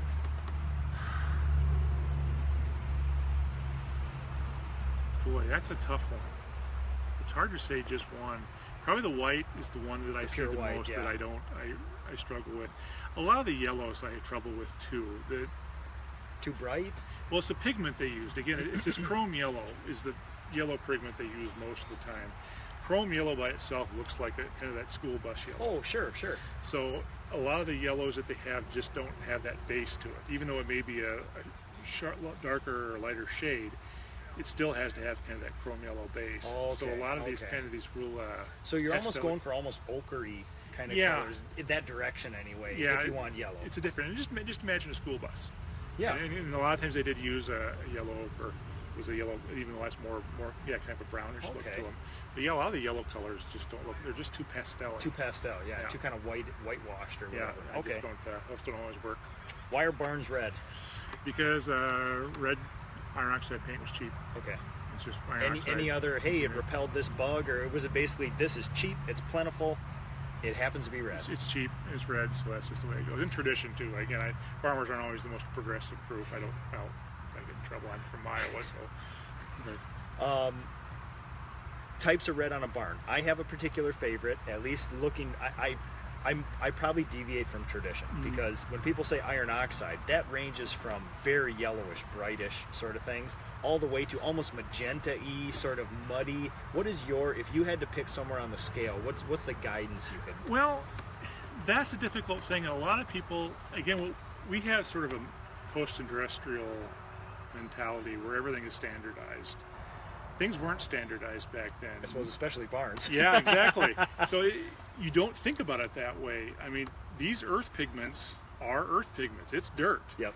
Dirt from over there necessarily isn't like the dirt over there. Just like the bricks we see in these houses. Exactly. I mean, they go from yellow to red to orange, even just 10 minutes away from each other. Yeah. So you can't think about it that way because these materials they use, and not to mention they're mixing them with by hand. So depending on, if you dig a little too deep in one area. Yeah, or you had a few beverages and you put a little bit too much of one thing in, different sides are going to look a little bit differently. So I don't really worry about it so much. As long as it's kind of got that look to it, they weren't that standardized. So I don't worry about it too much. If somebody said, if they came to you and they said, okay, we got fire engine red, stop sign red, or we got magenta red, like that, what is more accurate? I would definitely go with the magenta because these earth pigments don't have that real saturated look to them. Okay. So I would definitely... So the magenta, more away from the bright fire engine, maybe more towards whatever's earthy and muddy. Yeah, and exactly. In fact, a lot of times they call these muddy tones. So I definitely would look at it that way. Perfect. Yeah, these earth pigments don't have that real saturated color hue to them that I think are appropriate. Is Regal Red historically appropriate or accurate for doors? Is it something we've created? If it is not something we've created, why red? That is a kind of a colonial thing. I don't actually know. Yeah.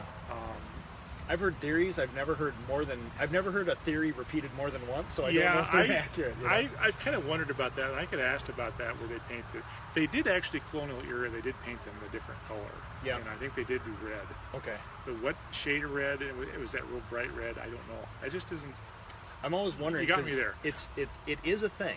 Like when you say the traditional red front, so obviously there's something to it, but I wonder how much of that we created versus how much was actually done accurately, Yeah, there was the 1920s, especially with the Colonial Williamsburg, that's when they really started looking at a lot of that sort of stuff. Yep. And what happens sometimes is you'll find one example of something, and it'll define an era. Yeah, define an era, because you have so few other countervailing examples. Exactly. So it's like sometimes you go to a Civil War reenactment, and a lot of guys are all wearing a similar thing. There'll be one picture of one guy wearing a particular type of hat. It happened to be that guy liked his hat cocked a certain way, and now the whole regiment's got the dang hat. Exactly. Yeah, you don't know because you don't have a lot of other countervailing. It's a small sample. It's such a small sample, and sometimes I think that happens a fair bit. And a lot of the things that like they used to think that a lot more houses were painted white, but probably not as many as we like to think. Yeah. A lot of historic districts, they said you will paint them white with bottle green trim,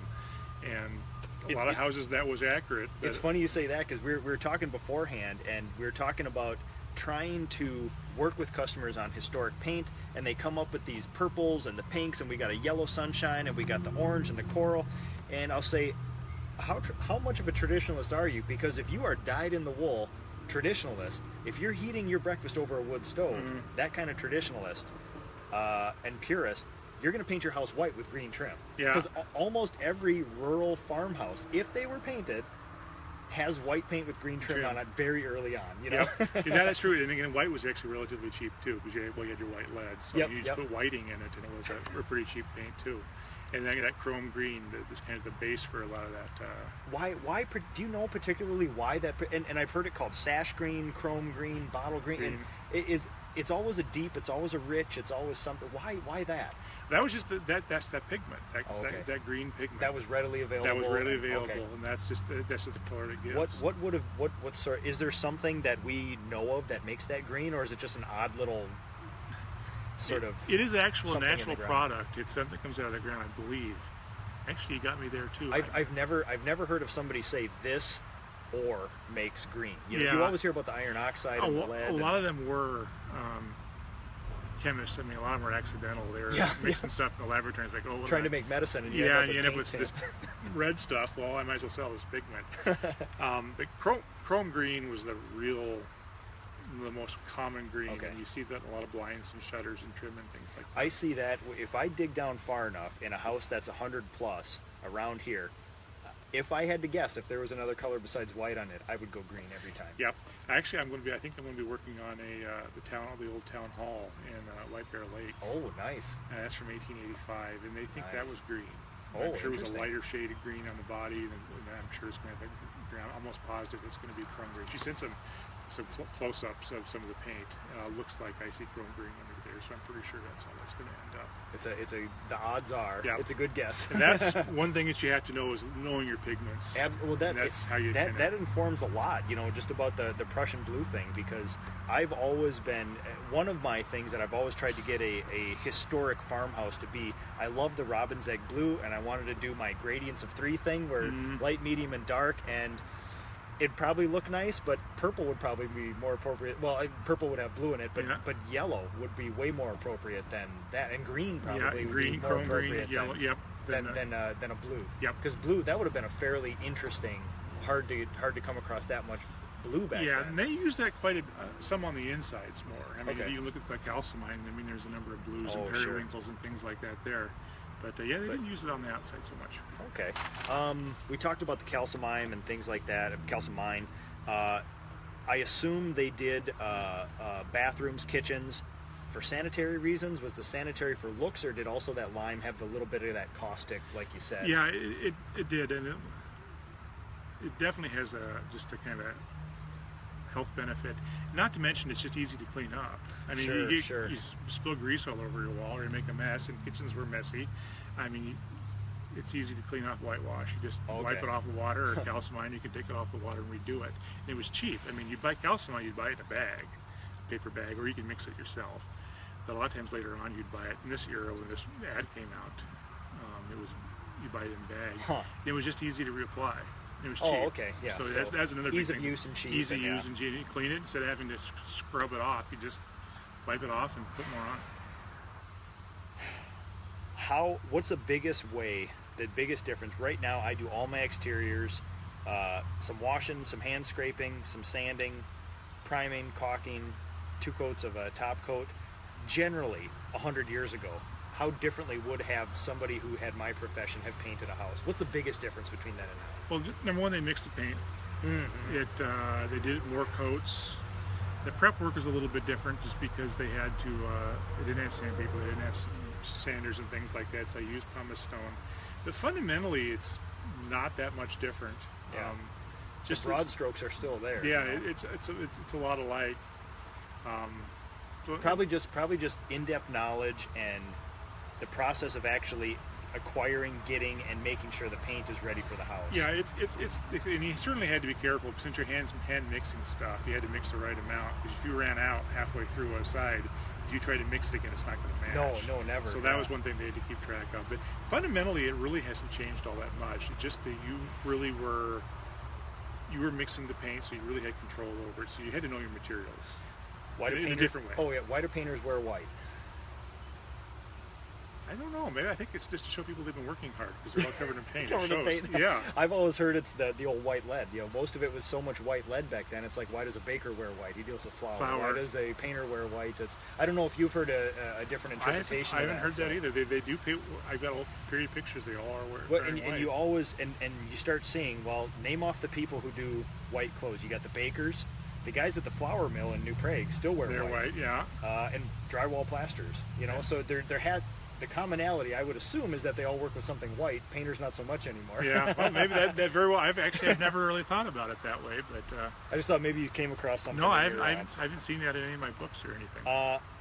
For somebody who is a young painting contractor or a painting contractor that does a lot of newer homes, but really wants to get into the historic restoration of homes, some way they can educate themselves, something they should do to become a sort of expert as far as the painting goes on this stuff? Well, for me, I'm an historian. That's what my nature. That's what I went to school for. So I like starting with what we call primary sources. I look at, and Google Books is amazing. You can go into Google Books and you can actually look, and they're not all long, but you can actually kind of look in some of these Google books. And you can And do searchable, a search. too. They're searchable, so you can do a time frame for 1850 to 1880, and you can actually read some of that. So that's the way I like to do that. There are a couple books. There's a couple books that are really good by a guy called Roger Moss, and those are, you can usually get them even at MOSS? Yeah, MOSS.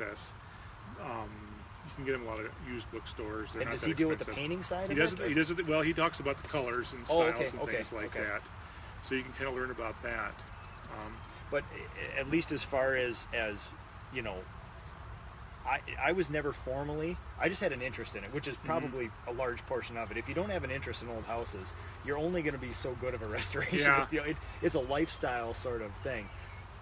For a young contractor out there, if you want to start restoring houses, do some. Get in there, and once you feel what the wood is like, once you'll find commonalities between layers of paint on certain types of houses, types of wood, how things are put together, and there's really no better way than to just get your hands dirty. That is a way, and you can actually, the more you deal with houses, the more you deal with the materials and things like that, you do kind of, you get kind of like that spidey sense. You just kind of know what. Even with me, you know, I started when I was 10. It's been at least 24 years now. I hearken back to some of the first farmhouses that I did, and it's like, oh my God, that's why that's done that way. Or that's why a certain piece of wood is on a certain house that way. And it's like, my God, it took me 20 years. I finally understand, you know. That's actually one of the hardest things too, because when they wrote books, when they talked about things, they tended to write about things that were unusual. They tended not to write about things that were common, because they figured, well, why am I going to talk about X when everybody knows X? Well, we don't know X now. Yeah, because it was just a given. Because it was just a given. So those are actually some of the things that I struggle with, especially when I'm working on furniture and things like that. They didn't talk about real basic stuff like, where do you put your shingle or your chisels? Do you hang them on the wall? I don't know. So sometimes you can find a picture, but and you can tell one of the signs of somebody who's truly living the restoration or the historic lifestyle is wondering the simple stuff. Because I've always said, someday I'll find this book, but it's going to be some lifelong pursuit of some college professor about every 5 years they took a consensus of how long people slept, what they ate for breakfast, what the average clothes was, we know about the money side because we can trace back transactions, but I'm talking about what did people in our specific area have for breakfast every day? Those are the hardest things to figure out.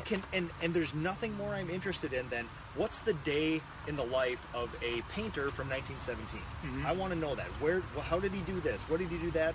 And sadly, unless you have a personal journal or something, you'll probably never know. You don't know, and those are the most difficult things to do, and the only way you can do it, and it's sort of like forensics or CSI. Yeah. When you're dealing with these old buildings, is you can actually kind of look. You can look for tool marks. You can look for you see little. We can interpret little bits of evidence, and you kind of put it back. You aggregate it all. Yep. And I know when I look at furniture, I go to an antique store. I'll take a piece of furniture. I'll pull the drawers out and look on the inside because a lot of tools left particular tool marks. Oh, sure. And I can kind of again do my CSI for furniture, and I can kind of take these little bits of information, aggregate it all, and kind of use that to figure out how a piece of furniture was made. And you can do that to houses too, and especially if you're dealing with houses that are older with a lot of original material on them. Oh yeah. That's why I really like it, because you can actually kind of again just kind of build up your database of little discrete little bits of information. The database is everything. It's your sample size. If you've only restored one house in your life, you think everyone is like that. Yep. Everyone was white. Everyone was this. And then you get to the next one, and it's like, oh, this isn't even same style house, everything's different. Everything is different. Yeah, and you really, it's frustrating, but again, the more you look and you kind of keep your eyes open, that's what makes it fun. And I get surprised all the time. Yeah. I see stuff that I have no idea what that is, right? I have no idea why they did it that way, but it's interesting, and it kind of keeps me going. Well, I tell you what, I'm gonna. Well, maybe we should talk about my project real quick. I have an old log cabin, which I assume was a house brought into our memorial park in New Prague. Just by looking at it, age, use, what are you thinking? What impression does that building give you? I've driven by it many times. It's small, but it's very typical. I remember the logs being pretty checked on it, so it looks like it's gotten pretty wet over the years. Oh yeah, big cracks. Yeah. Yeah. But it's very typical of a lot of houses. I mean, when people moved into a new area, when they settled, I mean, it was all about expediency. You got a house built as absolute fast as you could. And once that was built up, and then you could kind of do additions on it and things like that. But it's a really interesting little building. I see they moved. It wasn't a corner there. They've moved it around a little bit. In era, Bill, is there any way to sort of fit, even just within 20 years? It is really hard on log cabins. People have tried to do that. People have thought, if it's the edges or corners are dovetailed a particular way, there's Swedes. But there was a lot of kind of cross-pollination and things like that. But you see a lot of, I mean, there's not many Swedes in New Prague, and you see dovetails. I mean, when I've seen a half a dozen of these original structures on farms, you see a lot of dovetails. Yeah, there are a lot of them are half dovetails. Actually, log cabins are actually a Eastern European, Swedish thing. English never did them. Oh, really? French didn't do log cabins, so they learned that. In fact, we actually have one of our cabins down here that it's being worked on right now is the Faribault house. Oh, that's the French. Yes, the French. One, that's a particular type of log cabin. It's called a poteau en sol. It's instead of having logs lined up or stacked on top of each other, you've got posts each side with a groove in it. They actually put a taper at the end of the logs down. They actually slid down. That's a French style of doing log cabins. That's pretty genius. But so some things like that you can kind of definitely tell that's a French style. Before or after 1850, if you had to guess? I would say probably after. After? But it's hard to tell because some people were building log cabins relatively late. I mean, it's actually more of a geography how isolated you were. Oh, I suppose. In let's say south of here, south of what's generally accepted as the suburbs around Minneapolis and St. Paul, do you see any 1800, do you see any really old? Because really, the settlers hadn't even really moved back into that. Especially down. I mean, technically they couldn't.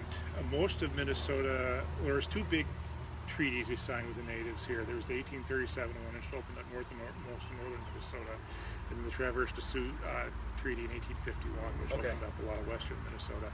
So technically they couldn't really. You were squatters out there. You technically weren't. It wasn't even our land. Yeah, it wasn't even our. Because you always hear about the Civil War soldier who has the signed sheet of paper from Abraham Lincoln, who that's the original thing in New Prague. He got his 40 or 80 or 160 or something from that, but that's about the oldest I've ever seen, and there's no buildings left really from then. The oldest building in Minnesota is actually the round tower from Fort Snelling. I think that's like 1810, 1812, oh my God. Something like that. Okay, so you're not going to find an 1800s log cabin anywhere. You go right across the river, there's the Mendota sites there. There's, those are all from around 1825, 1830, I think. I'm not sure what the date is. Those are kind of this really early, kind of federal looking thing. So it's really, I mean, when you think about the oldest thing, the Little House on the Prairie, that wasn't that long ago. No, it really wasn't. In the span of when Minnesota was wild and not, that just happened just a little bit ago. Yeah, really. you have to get really, we're pretty new. You have to really get into Ohio, Ohio, I get you. Before you really get into that 1810, 1820. And I suppose the farther east you go, the older they get. I think the oldest building is in Iowa. It's in Dubuque. I think it's 1837. Oh my God! Wow. But I don't think there's the oldest town building in St. Paul house is 1847. I think it's down in Irving Park. But yeah, you have to get east before you start seeing stuff before that. Okay. The Historical Society, specifically, the inside of the logs are all whitewashed, and it is, as far as I can tell, if it's not whitewashed, somebody approximated it very closely. And they've asked me to, and I put in an estimate on it, and you've given me the recipe here and some stuff to read. But basically, if I want to whitewash inside of a dairy barn, inside of this log cabin, what would I use? How would I do it? Well, it's pretty simple. You have to get the right type of lime. It's Mason's lime. Mason's lime. And you mix it up. There's lots of recipes. Some people put different things in it. Some people put size in it. Some people put whiting in it. Some people put sugar in it. I mean, there's a lot of different recipes. But for the most part, it's just water, lime, and salt usually. Oh, salt. What's the reason for the salt? I think it just helps it kind of bind together. Okay. And you put it on, and when you originally put it on, it's going to look like it's too thin. But actually, as it dries, it turns white. I suppose when you get lime and salt will dilute, the lime will probably dilute a little, it'll probably look a little milky or clear, but what's left when the water evaporates is going to be this chalky white. Really, really white. It almost looks like white paint. If I have a collection of old paint brushes, some of them being wall brushes, well, I shouldn't do that, they're 10 inches, give or take, would that be appropriate, or how would you? That should be fine. It actually does kind of tend to level out a little bit when you paint it on there. Okay. So I don't think the brush will make a whole lot of difference. Doesn't matter. Yeah. But there wasn't like, oh man, back then if you got a whole batch of horsehair and just put, that's how, you know. But there's not any modern paintbrush, you know, or one that would deal with. Yeah, that and I would use a wider one, and I wouldn't be too fancy about it. Back then they were slop. I know my granddad was a farmer. He painted everything with a big brush, and the whole joke is the turtles got painted because they didn't move fast enough. He painted everything, and he just had to get a big brush, and he just knocked the wasp nest down and slop it on. And spider got in there. Spider got in there. Fine. He stuck there for a while, so I wouldn't be too artistic about it, because that's very utilitarian. Well, everybody's sort of waited long enough here. Right. I'm gonna pick this guy up. And I'm going to ask Mark, we got a whole bunch of historic buildings around here. I'm going to ask Mark to pick out the most historically correct painted one, the best version of what he could say is for this era house. I'm going to go through some questions. At the end of it, we'll see what Mark says, and I'll kind of show you the buildings around here. I'm going to hop over in the shade here. Okay, so let's see. We're in front of the brick building here. I'll get some shade so I can read. Let's go through here. All right, we got lots of stuff to go through, so I will try to do this quickly for you. Oh, Jessica, thanks for watching. Danny Airy, my good friend Tom, thank you so much for watching. I had a great conversation with Tom at the see, I gotta get back here. At the last expo, Tom Reber. Thank you so much. Chris Shank, Ryan Hauser, good friend of mine there from New Prague. Juliano Alcantara, thank you, my friend from Brazil. Art Gorgon. I used to be an interpreter there in the old days. Which is from New Prague, actually. Yeah, exactly. At one time, the old Slavik building from New Prague. Oh, Slavik. I think it was Vincent Slavik back then. Jamie Lynn, Bilo, thank you for watching. Jamie Gurman, thank you for watching. Shaka Zulu, old army friend of mine, thank you for watching. Oh, hi to everybody in Brazil. Juliano, thank you so much for spreading the word. Wes Melgren, my friendly Sherwin-Williams rep. Mike Peterson, thank you for watching. Art, always good to see you, my friend. Art's got a beautiful old home. Justin Orr, thank you for watching. Jim Callahan, a past apprentice of mine, one of the charter members of the Mug Club, and I just washed his house yesterday in preparation for paint, so that was fun to get down to Arlington. Scott Stasny, thank you. Greg Gill, thank you for watching. Frank Anthony. All right. Tim Marcellet, my good friend and fellow paratrooper, thank you for watching. Frank Anthony, you look to be like an insane person. Ryan Parker. David Hammond, thank you for watching. Juanita, thank you so much. I painted her house a few years ago on Cedar Lake. Beautiful, beautiful house. Liam, thank you for watching. Liam Chesters. Art, old houses, lots of work. Jay Larson, thank you for watching. Sarah Perryman, I am putting together a special package for you. So your family will now, Sarah's family, they all have mugs. Coincidentally, they've all asked questions. They have mugs. She does not have a mug, so I'm sending her a mug plus something because her family was giving her grief at this last Memorial Day. So Chad, now. That's right. Chad Bellino, thank you for watching. Jed, good friend of mine, good contractor too. Dustin Rasmussen, thank you for watching. Fellow St. Benedictine. Shirley, thank you for watching. Shirley Nestor. Katya, one of the fiancés of one of my best apprentices. Thank you for watching. Greg Gill.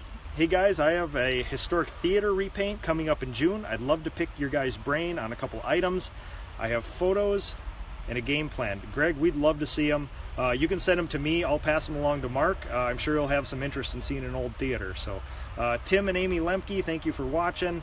Edgar Martins, hello in Brazil. Thank you for watching, everybody. Liam, still have my great-grandfather's brass graining combs. Got to get them out and have a go. Thanks, Nick, for bringing back memories. And whitewashing with your grandpa, that's awesome to hear. Adam, past apprentice and friend of mine. Nick, you're in heaven right now. You can do this all day. You bet, buddy. This is, yeah, if I ever stop painting, I'm taking Mark's job. So, David Cumby, old Army friend of mine. Karina Tanasa from Romania. Wow. Hope you understand some of this. I hope this is useful to you. If nothing else, you got old buildings to look at. So, Sarah, any recommendation on fixing an old interior trim I'm suspecting is a shellac base? Did some test spots. I've applied denatured alcohol. However, much of the trim has some sort of oil varnish applied to it. It cut your question off there, but basically, if you have the oil varnish on top of the shellac, denatured alcohol won't get to the shellac. If the denatured alcohol does bring it back into solution and you're able to wipe it off, it is just shellac, and if you want to get rid of it, you can just basically use denatured alcohol to get it off. If it does have an oil varnish or an alkyd on there, you're going to have to either chemically or mechanically strip it. I'm usually in favor of mechanical stripping. Mark, how say you? That works best a lot of times.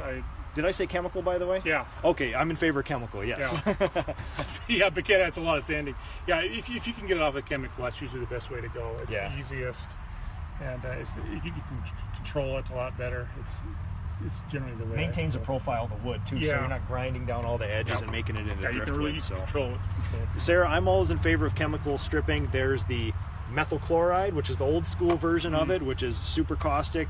There's the new version. The only water-based stuff and other soy-based stuff, it takes a long time for that new stuff to work, so just be prepared. You could go 24, 48 hours after applying it. You have to cover it with some sort of paper or plastic and do that, and you may have to do it multiple times, so test patches. That's usually the best way to go about it, so especially if you have a big project. Joe Elmore, thank you for watching. Liam, Stone White by Sherwin-Williams is your go-to. I assuming you're talking about the traditional kind of oil paint. I'll have to look that one up. I always like to put those in my Stone White. Efren Medina, thank you for watching. Elizette Mello, thank you from Brazil. Sarah Irvin Park. You should follow Saving Old St. Paul if you don't already. The owners are restoring the second oldest house in St. Paul, which is in Irvin Park.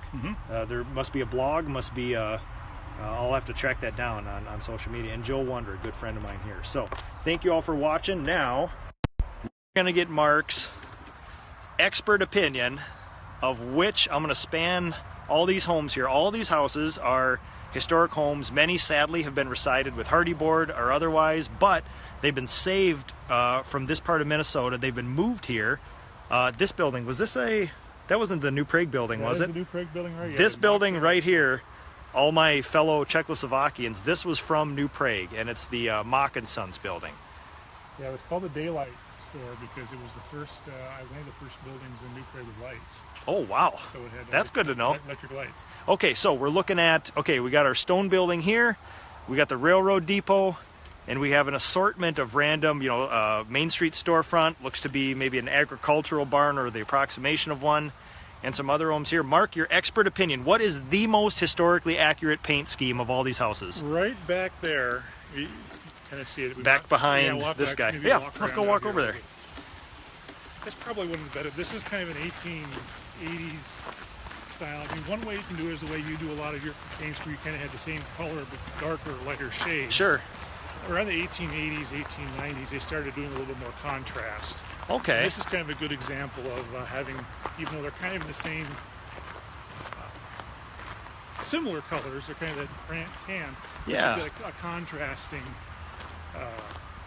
trim color that isn't really just a lighter or darker shade of the body color. So it's a completely different color. It's a completely different color.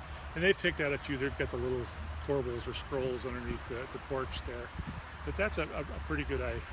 And how would in color terms, how would you describe the siding color and the trim color if you had to name colors like that? Are we talking putty and gold tan? Yeah, well, the tan fawn, I hear a lot. Kind of umber, which I would call the trim.